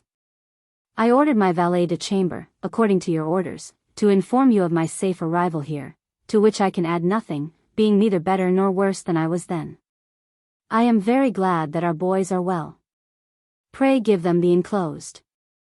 I am not at all surprised at Mr. S. conversion, for he was, at 17, the idol of old women, for his gravity, devotion, and dullness. I am, Madam, your most faithful, humble servant, Chesterfield. Letter CCCXX. To Charles and Philip Stanhope. I received a few days ago two the best written letters that ever I saw in my life, the one signed Charles Stanhope, the other Philip Stanhope. As for you, Charles, I did not wonder at it. For you will take pains, and are a lover of letters, but you, idle rogue, you Phil, how came you to write so well that one can almost say of you too, edi cantere pors edi responder parati. Charles will explain this Latin to you. I am told, Phil, that you have got a nickname at school, from your intimacy with Master Strangeways, and that they call you Master Strangeways, for to be rude, you are a strange boy. Is this true? Tell me what you would have me bring you both from hence, and I will bring it you, when I come to town. In the meantime, God bless you both. Chesterfield. P.G. Editor's Bookmarks. A little learning is a dangerous thing. A joker is near akin to a buffoon. A favor may make an enemy, and an injury may make a friend. Ablest man will sometimes do weak things. Above all things, avoid speaking of yourself. Above the frivolous as below the important and the secret. Above trifles. He is never vehement and eager about them. Absolute command of your temper. Abstain from learned ostentation. Absurd term of genteel and fashionable vices. Absurd romances of the two last centuries. According as their interest prompts them to wish. Acquainted with books.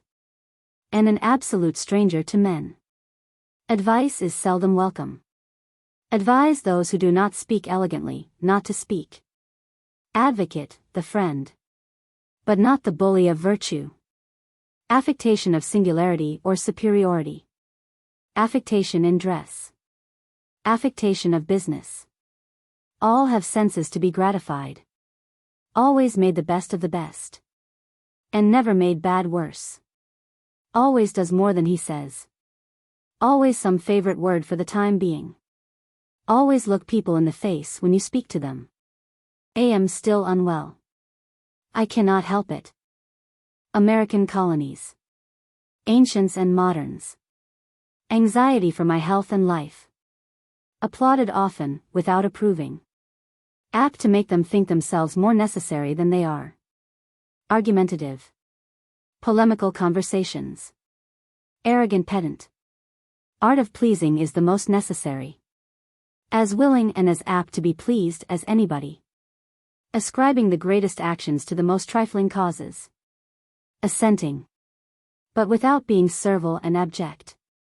Assertion instead of argument. Assign the deepest motives for the most trifling actions. Assurance and intrepidity. At the first impulse of passion, be silent till you can be soft.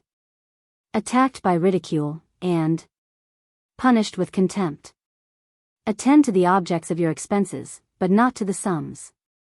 Attention to the inside of books. Attention and civility please all. Attention. Author is obscure and difficult in his own language. Authority. Avoid cacophony. And, what is very near as bad, monotony. Avoid singularity. Awkward address. Ungraceful attitudes and actions. Be neither transported nor depressed by the accidents of life. Be silent till you can be soft. Being in the power of every man to hurt him. Being intelligible is now no longer the fashion. Better not to seem to understand than to reply. Better refuse a favor gracefully than to grant it clumsily. Blindness of the understanding is as much to be pitied. Bold, but with great seeming modesty. Burrowjobber. Business must be well, not affectedly dressed. Business now is to shine, not to weigh. Business by no means forbids pleasures. But of this every man will believe as he thinks proper. Can hardly be said to see what they see. Cannot understand them. Or will not desire to understand them. Cardinal Mazarin. Cardinal Richelieu. Cardinal de Retz. Cardinal virtues, by first degrading them into weaknesses. Cautious how we draw inferences. Cease to love when you cease to be agreeable. Chameleon. Be able to take every different hue. Characters, that never existed, are insipidly displayed. Cheerful in the countenance, but without laughing. Chit-chat. Useful to keep off improper and too serious subjects. Choose your pleasures for yourself. Civility, which is a disposition to accommodate and oblige others. Clamorous triumph. Close, without being costive. Command of our temper. And of our countenance. Commanding with dignity, you must serve up to it with diligence. Committing acts of hostility upon the graces. Common sense, which, in truth, very uncommon. Commonplace observations. Company is, in truth, a constant state of negotiation. Complaisance. Complaisance to every or anybody's opinion. Complaisance due to the custom of the place. Complaisant indulgence for people's weaknesses. Conceal all your learning carefully.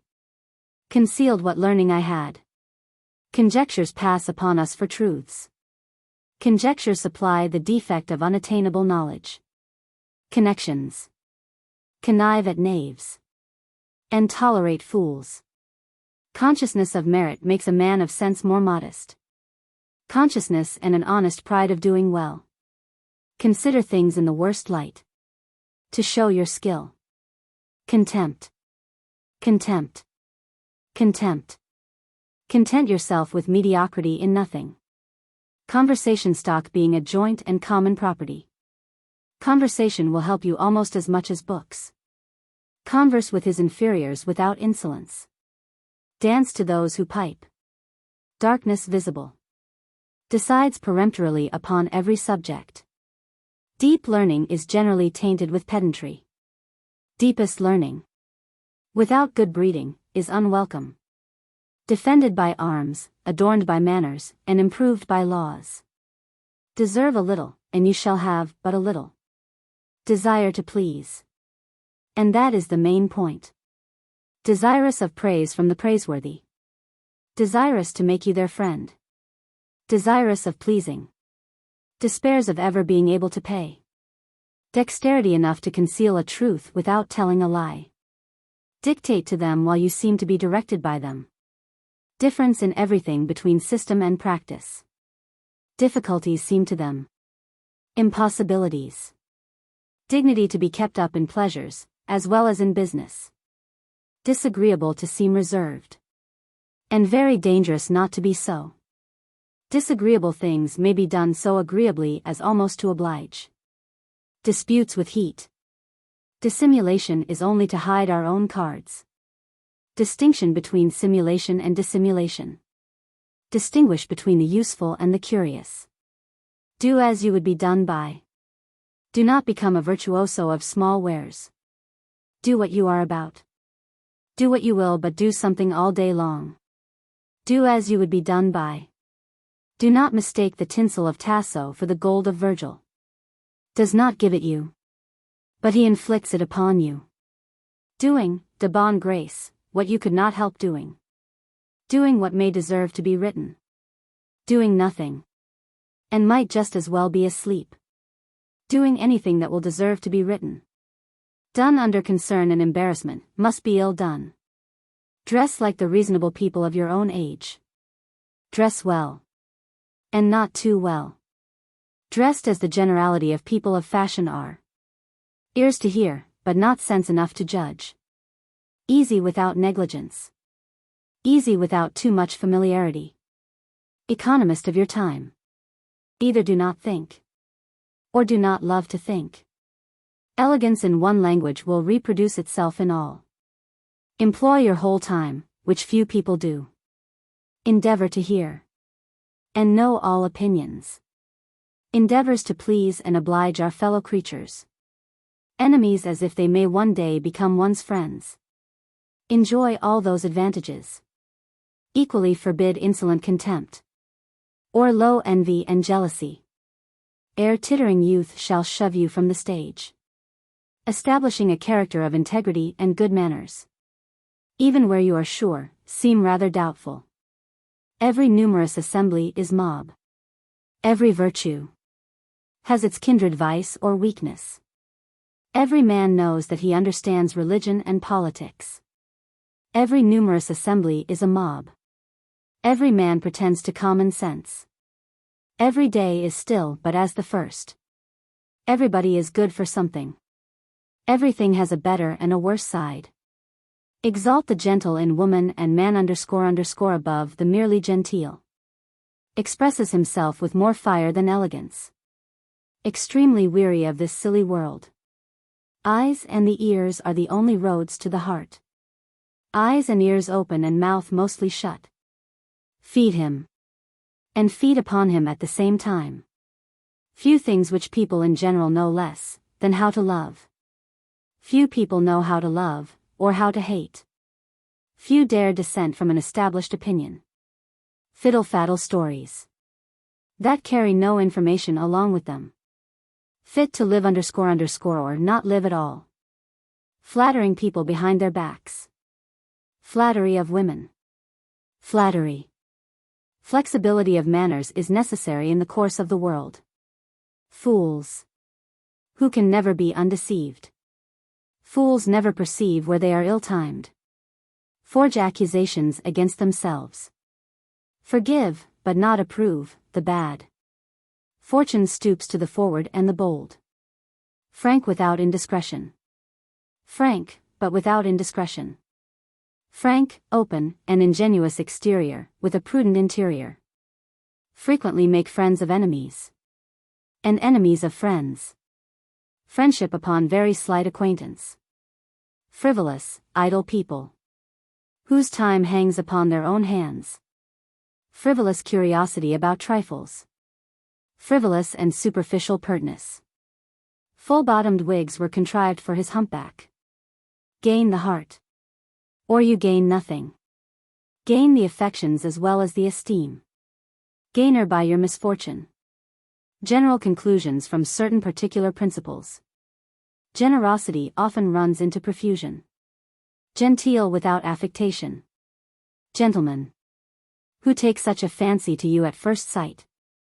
Gentleness of manners, with firmness of mind. Geography and history are very imperfect separately. German who has taken into his head that he understands French. Go to the bottom of things. Good manners. Good reasons alleged are seldom the true ones. Good manners are the settled medium of social life. Good company. Good breeding. Graces, without us all labor is vain. Gratitude not being universal, nor even common. Grave without the affectation of wisdom. Great learning, which, if not accompanied with sound judgment, great numbers of people met together, animate each other. Greatest fools are the greatest liars. Grow wiser when it is too late. Guard against those who make the most court to you. Habit and prejudice. Habitual eloquence. Half done or half known. Hardened to the wants and distresses of mankind. Hardly any body good for everything. Haste and hurry are very different things. Have no pleasures but your own. Have a will and an opinion of your own. And adhere to it. Have I employed my time, or have I squandered it? Have but one set of jokes to live upon. Have you learned to carve? He that is jaunty doeth jaunty deeds. He will find it out of himself without your endeavors. Heart has such an influence over the understanding. Helps only. Not as guides. Herd of mankind can hardly be said to think. Historians. Holiday eloquence. Home, be it ever so homely. Honest error is to be pitied. Not ridiculed. Honestest man loves himself best. Horace. How troublesome an old correspondent must be to a young one. How much you have to do. And how little time to do it in. Human nature is always the same. Hurt those they love by a mistaken indulgence. I hope, I wish, I doubt, and fear alternately. I shall never know, though all the coffeehouses here do. I shall always love you as you shall deserve. I know myself, no common piece of knowledge, let me tell you. I cannot do such a thing. I, who am not apt to know anything that I do not know. Idleness is only the refuge of weak minds. If free from the guilt, be free from the suspicion. 2. If you would convince others, seem open to conviction yourself. If I don't mind his orders, he won't mind my drafts. If you will persuade, you must first please. If once we quarrel, I will never forgive.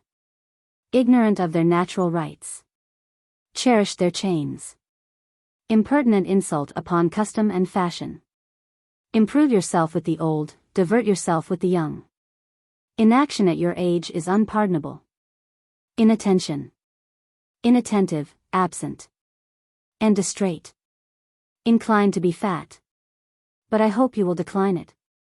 Incontinency of friendship among young fellows. Indiscriminate familiarity. Indiscriminately loading their memories with every part alike. Indolence. Indolently say that they cannot do. Infallibly to be gained by every sort of flattery. Information is, in a certain degree, mortifying. Information implies our previous ignorance. It must be sweetened. Injury is much sooner forgotten than an insult. Inquisition.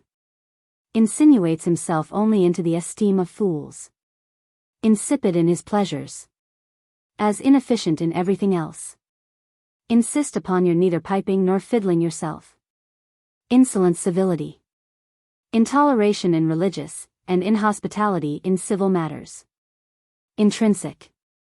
And not their imaginary value. It is a real inconvenience to anybody to be fat. It is not sufficient to deserve well.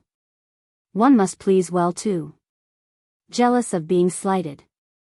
Jog on like man and wife. That is, seldom agreeing. Judge of every man's truth by his degree of understanding. Judge them all by their merits, but not by their ages. Judges from the appearances of things. And not from the reality. Keep your own temper and artfully warm other people's. Keep good company, and company above yourself. Kick him upstairs. Kings' popularity is a better guard than their army. Know their real value. And how much they are generally overrated. Know the true value of time. Know yourself and others. Knowing how much you have. And how little you want. Knowing any language imperfectly. Knowledge is like power in this respect. Knowledge either despise it. Or think that they have enough. Knowledge of a scholar with the manners of a courtier. Known people pretend to vices they had not. Knows what things are little. And what not. Labor is the unavoidable fatigue of a necessary journey. Labor more to put them in conceit with themselves. Last beautiful varnish, which raises the colors. Laughing. I must particularly warn you against it. Lay down a method for everything, and stick to it inviolably. Lazy mind, and the trifling, frivolous mind. Learn to keep your own secrets. Learn, if you can, the why and the wherefore. Leave the company. At least as soon as he is wished out of it. Led, much oftener by little things than by great ones. Less one has to do, the less time one finds to do it in. Let me see more of you in your letters. Let them quietly enjoy their errors in taste. Let nobody discover that you do know your own value. Let nothing pass till you understand it. Let blockheads read what blockheads wrote. Life of ignorance is not only a very contemptible, but tiresome. Listlessness and indolence are always blamable. Little minds mistake little objects for great ones. Little failings and weaknesses. Loud laughter is the mirth of the mob.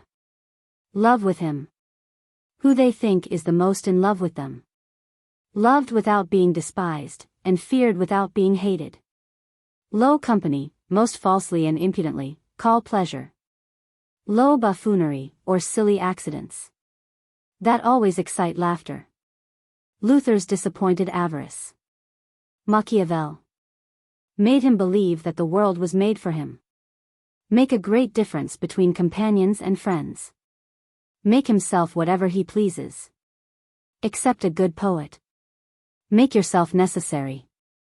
Make every man I met with like me, and every woman love me. Man is dishonored by not resenting an affront. Man or woman cannot resist an engaging exterior. Man of sense may be in haste, but can never be in a hurry. Man who is only good on holy days is good for very little. Mangles what he means to carve. Manner is full as important as the matter. Manner of doing things is often more important. Manners must adorn knowledge. Many things which seem extremely probable are not true. Many are very willing, and very few able. Mastery of one's temper. May you live as long as you are fit to live, but no longer. May you rather die before you cease to be fit to live. May not forget with ease what you have with difficulty learned. Mazarin and Louis XIV riveted the shackles. Meditation and reflection. Mere reason and good sense is never to be talked to a mob. Merit and good breeding will make their way everywhere. Method. Mistimes or misplaces everything. Mitigating. Engaging words do by no means weaken your argument. Mob, understanding they have collectively none. Moderation with your enemies. Modesty is the only sure bait when you angle for praise. Money. The cause of much mischief. More people have ears to be tickled, than understandings to judge. More one sees, the less one either wonders or admires. More you know, the modesty you should be. More one works, the more willing one is to work. Mortifying inferiority in knowledge, rank, fortune. Most people enjoy the inferiority of their best friends. Most long talkers single out some one unfortunate man in company.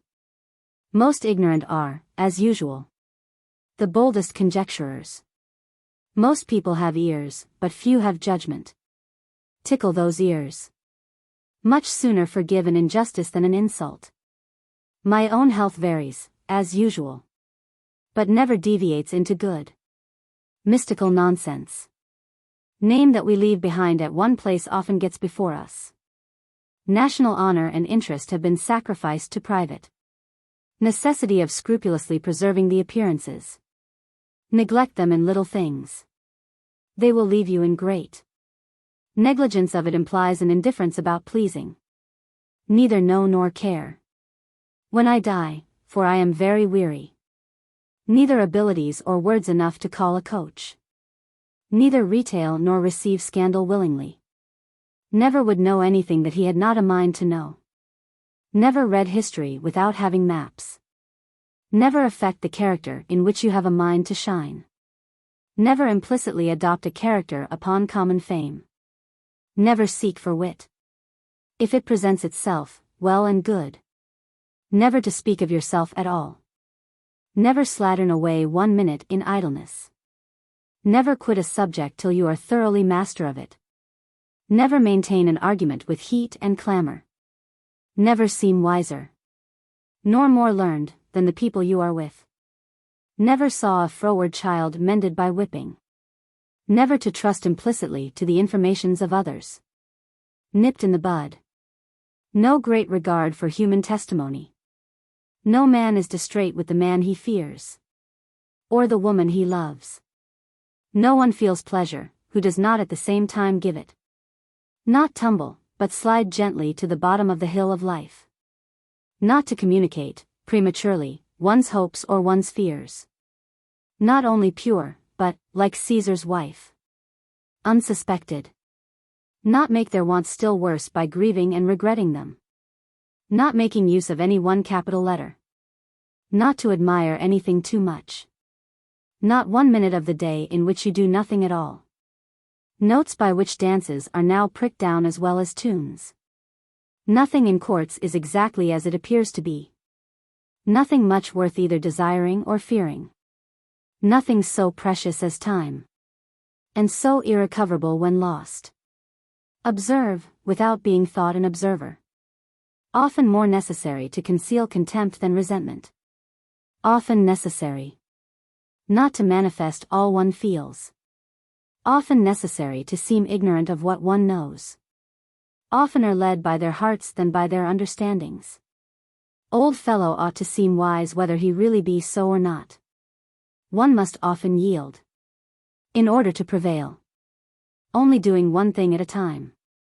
Only because she will not, and not because she cannot. Only solid and lasting peace between a man and his wife. Our understandings are generally the dupes of our hearts. Our frivolous dissertations upon the weather, or upon whist, out of livery, which makes them both impertinent and useless. Outward air of modesty to all he does. Overvalue what we do not know. Oysters are only in season in the months. Passes for a wit, though he hath certainly no uncommon share. Patience is the only way not to make bad worse. Patient toleration of certain airs of superiority. Pay your own reckoning, but do not treat the whole company. Pay them with compliments, but not with confidence. People never desire all till they have gotten a great deal. People lose a great deal of time by reading. People will repay, and with interest too. Inattention.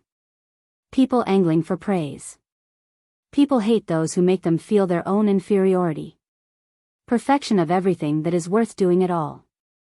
Perseverance has surprising effects. Person to you whom I am very indifferent about. I mean myself. Pettish, pouting conduct is a great deal too young. Petty jury. Plain notions of right and wrong. Planted while young, that degree of knowledge now my refuge. Please all who are worth pleasing. Offend none. Please to some degree by showing a desire to please. Pleased with him. By making them first pleased with themselves. Pleasing in company is the only way of being pleased in yourself. Pleasure in business with equal inattention. Pleasure is necessarily reciprocal. Pleasure is the rock which most young people split upon. Pleasures do not commonly last so long as life. Pocket all your knowledge with your watch. Polite, but without the troublesome forms and stiffness. Politicians neither love nor hate. Prefer useful to frivolous conversations. Prejudices are our mistresses. Pride remembers it forever. Pride of being the first of the company. Prudent reserve. Public speaking. Put out your time, but to good interest.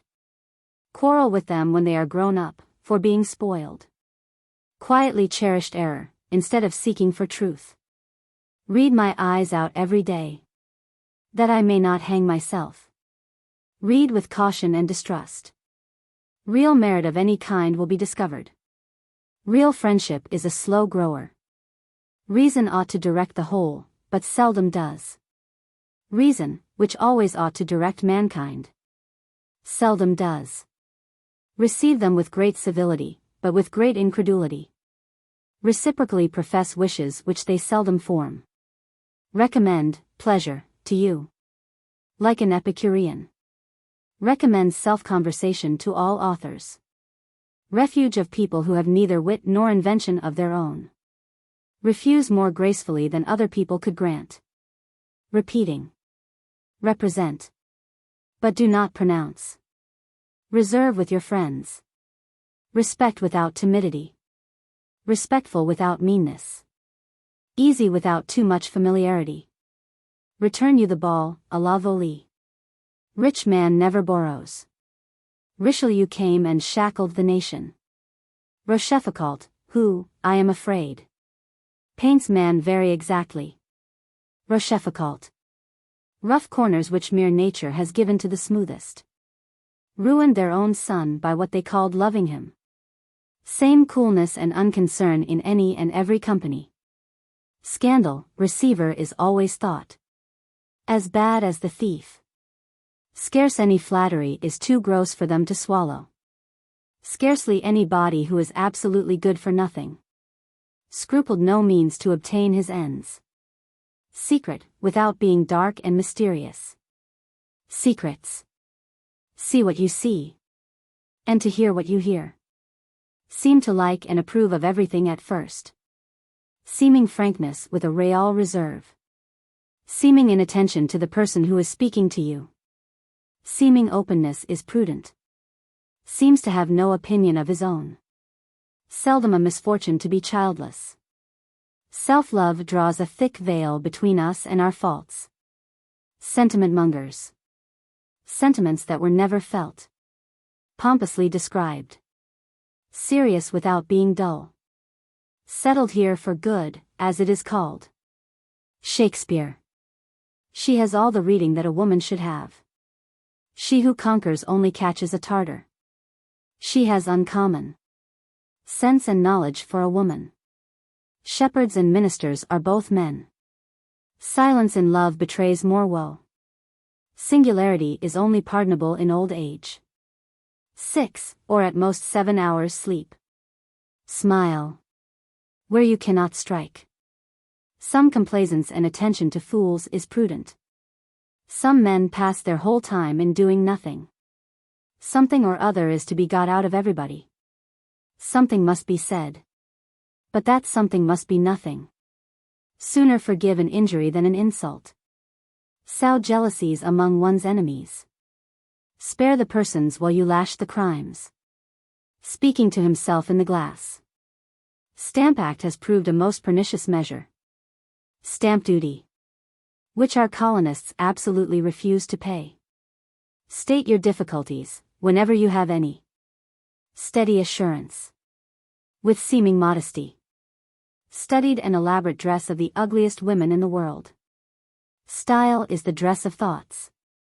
Success turns much more upon manner than matter. Sure guide is, he who has often gone the road which you want to. Suspicion of age. No woman, let her be ever so old, ever forgive. Swearing. Tacitus. Take the hue of the company you are with. Take characters, as they do most things, upon trust. Take, rather than give, the tone of the company you are in. Take nothing for granted. Upon the bare authority of the author. Taking up adventitious, proves their want of intrinsic merit. Talent of hating with good breeding and loving with prudence. Talk often. But never long. Talk sillily upon a subject of other people's. Talk of natural affection is talking nonsense. Talking of either your own or other people's domestic affairs. Tell me whom you live with. And I will tell you who you are. Tell stories very seldom. The longest life is too short for knowledge. The present moments are the only ones we are sure of.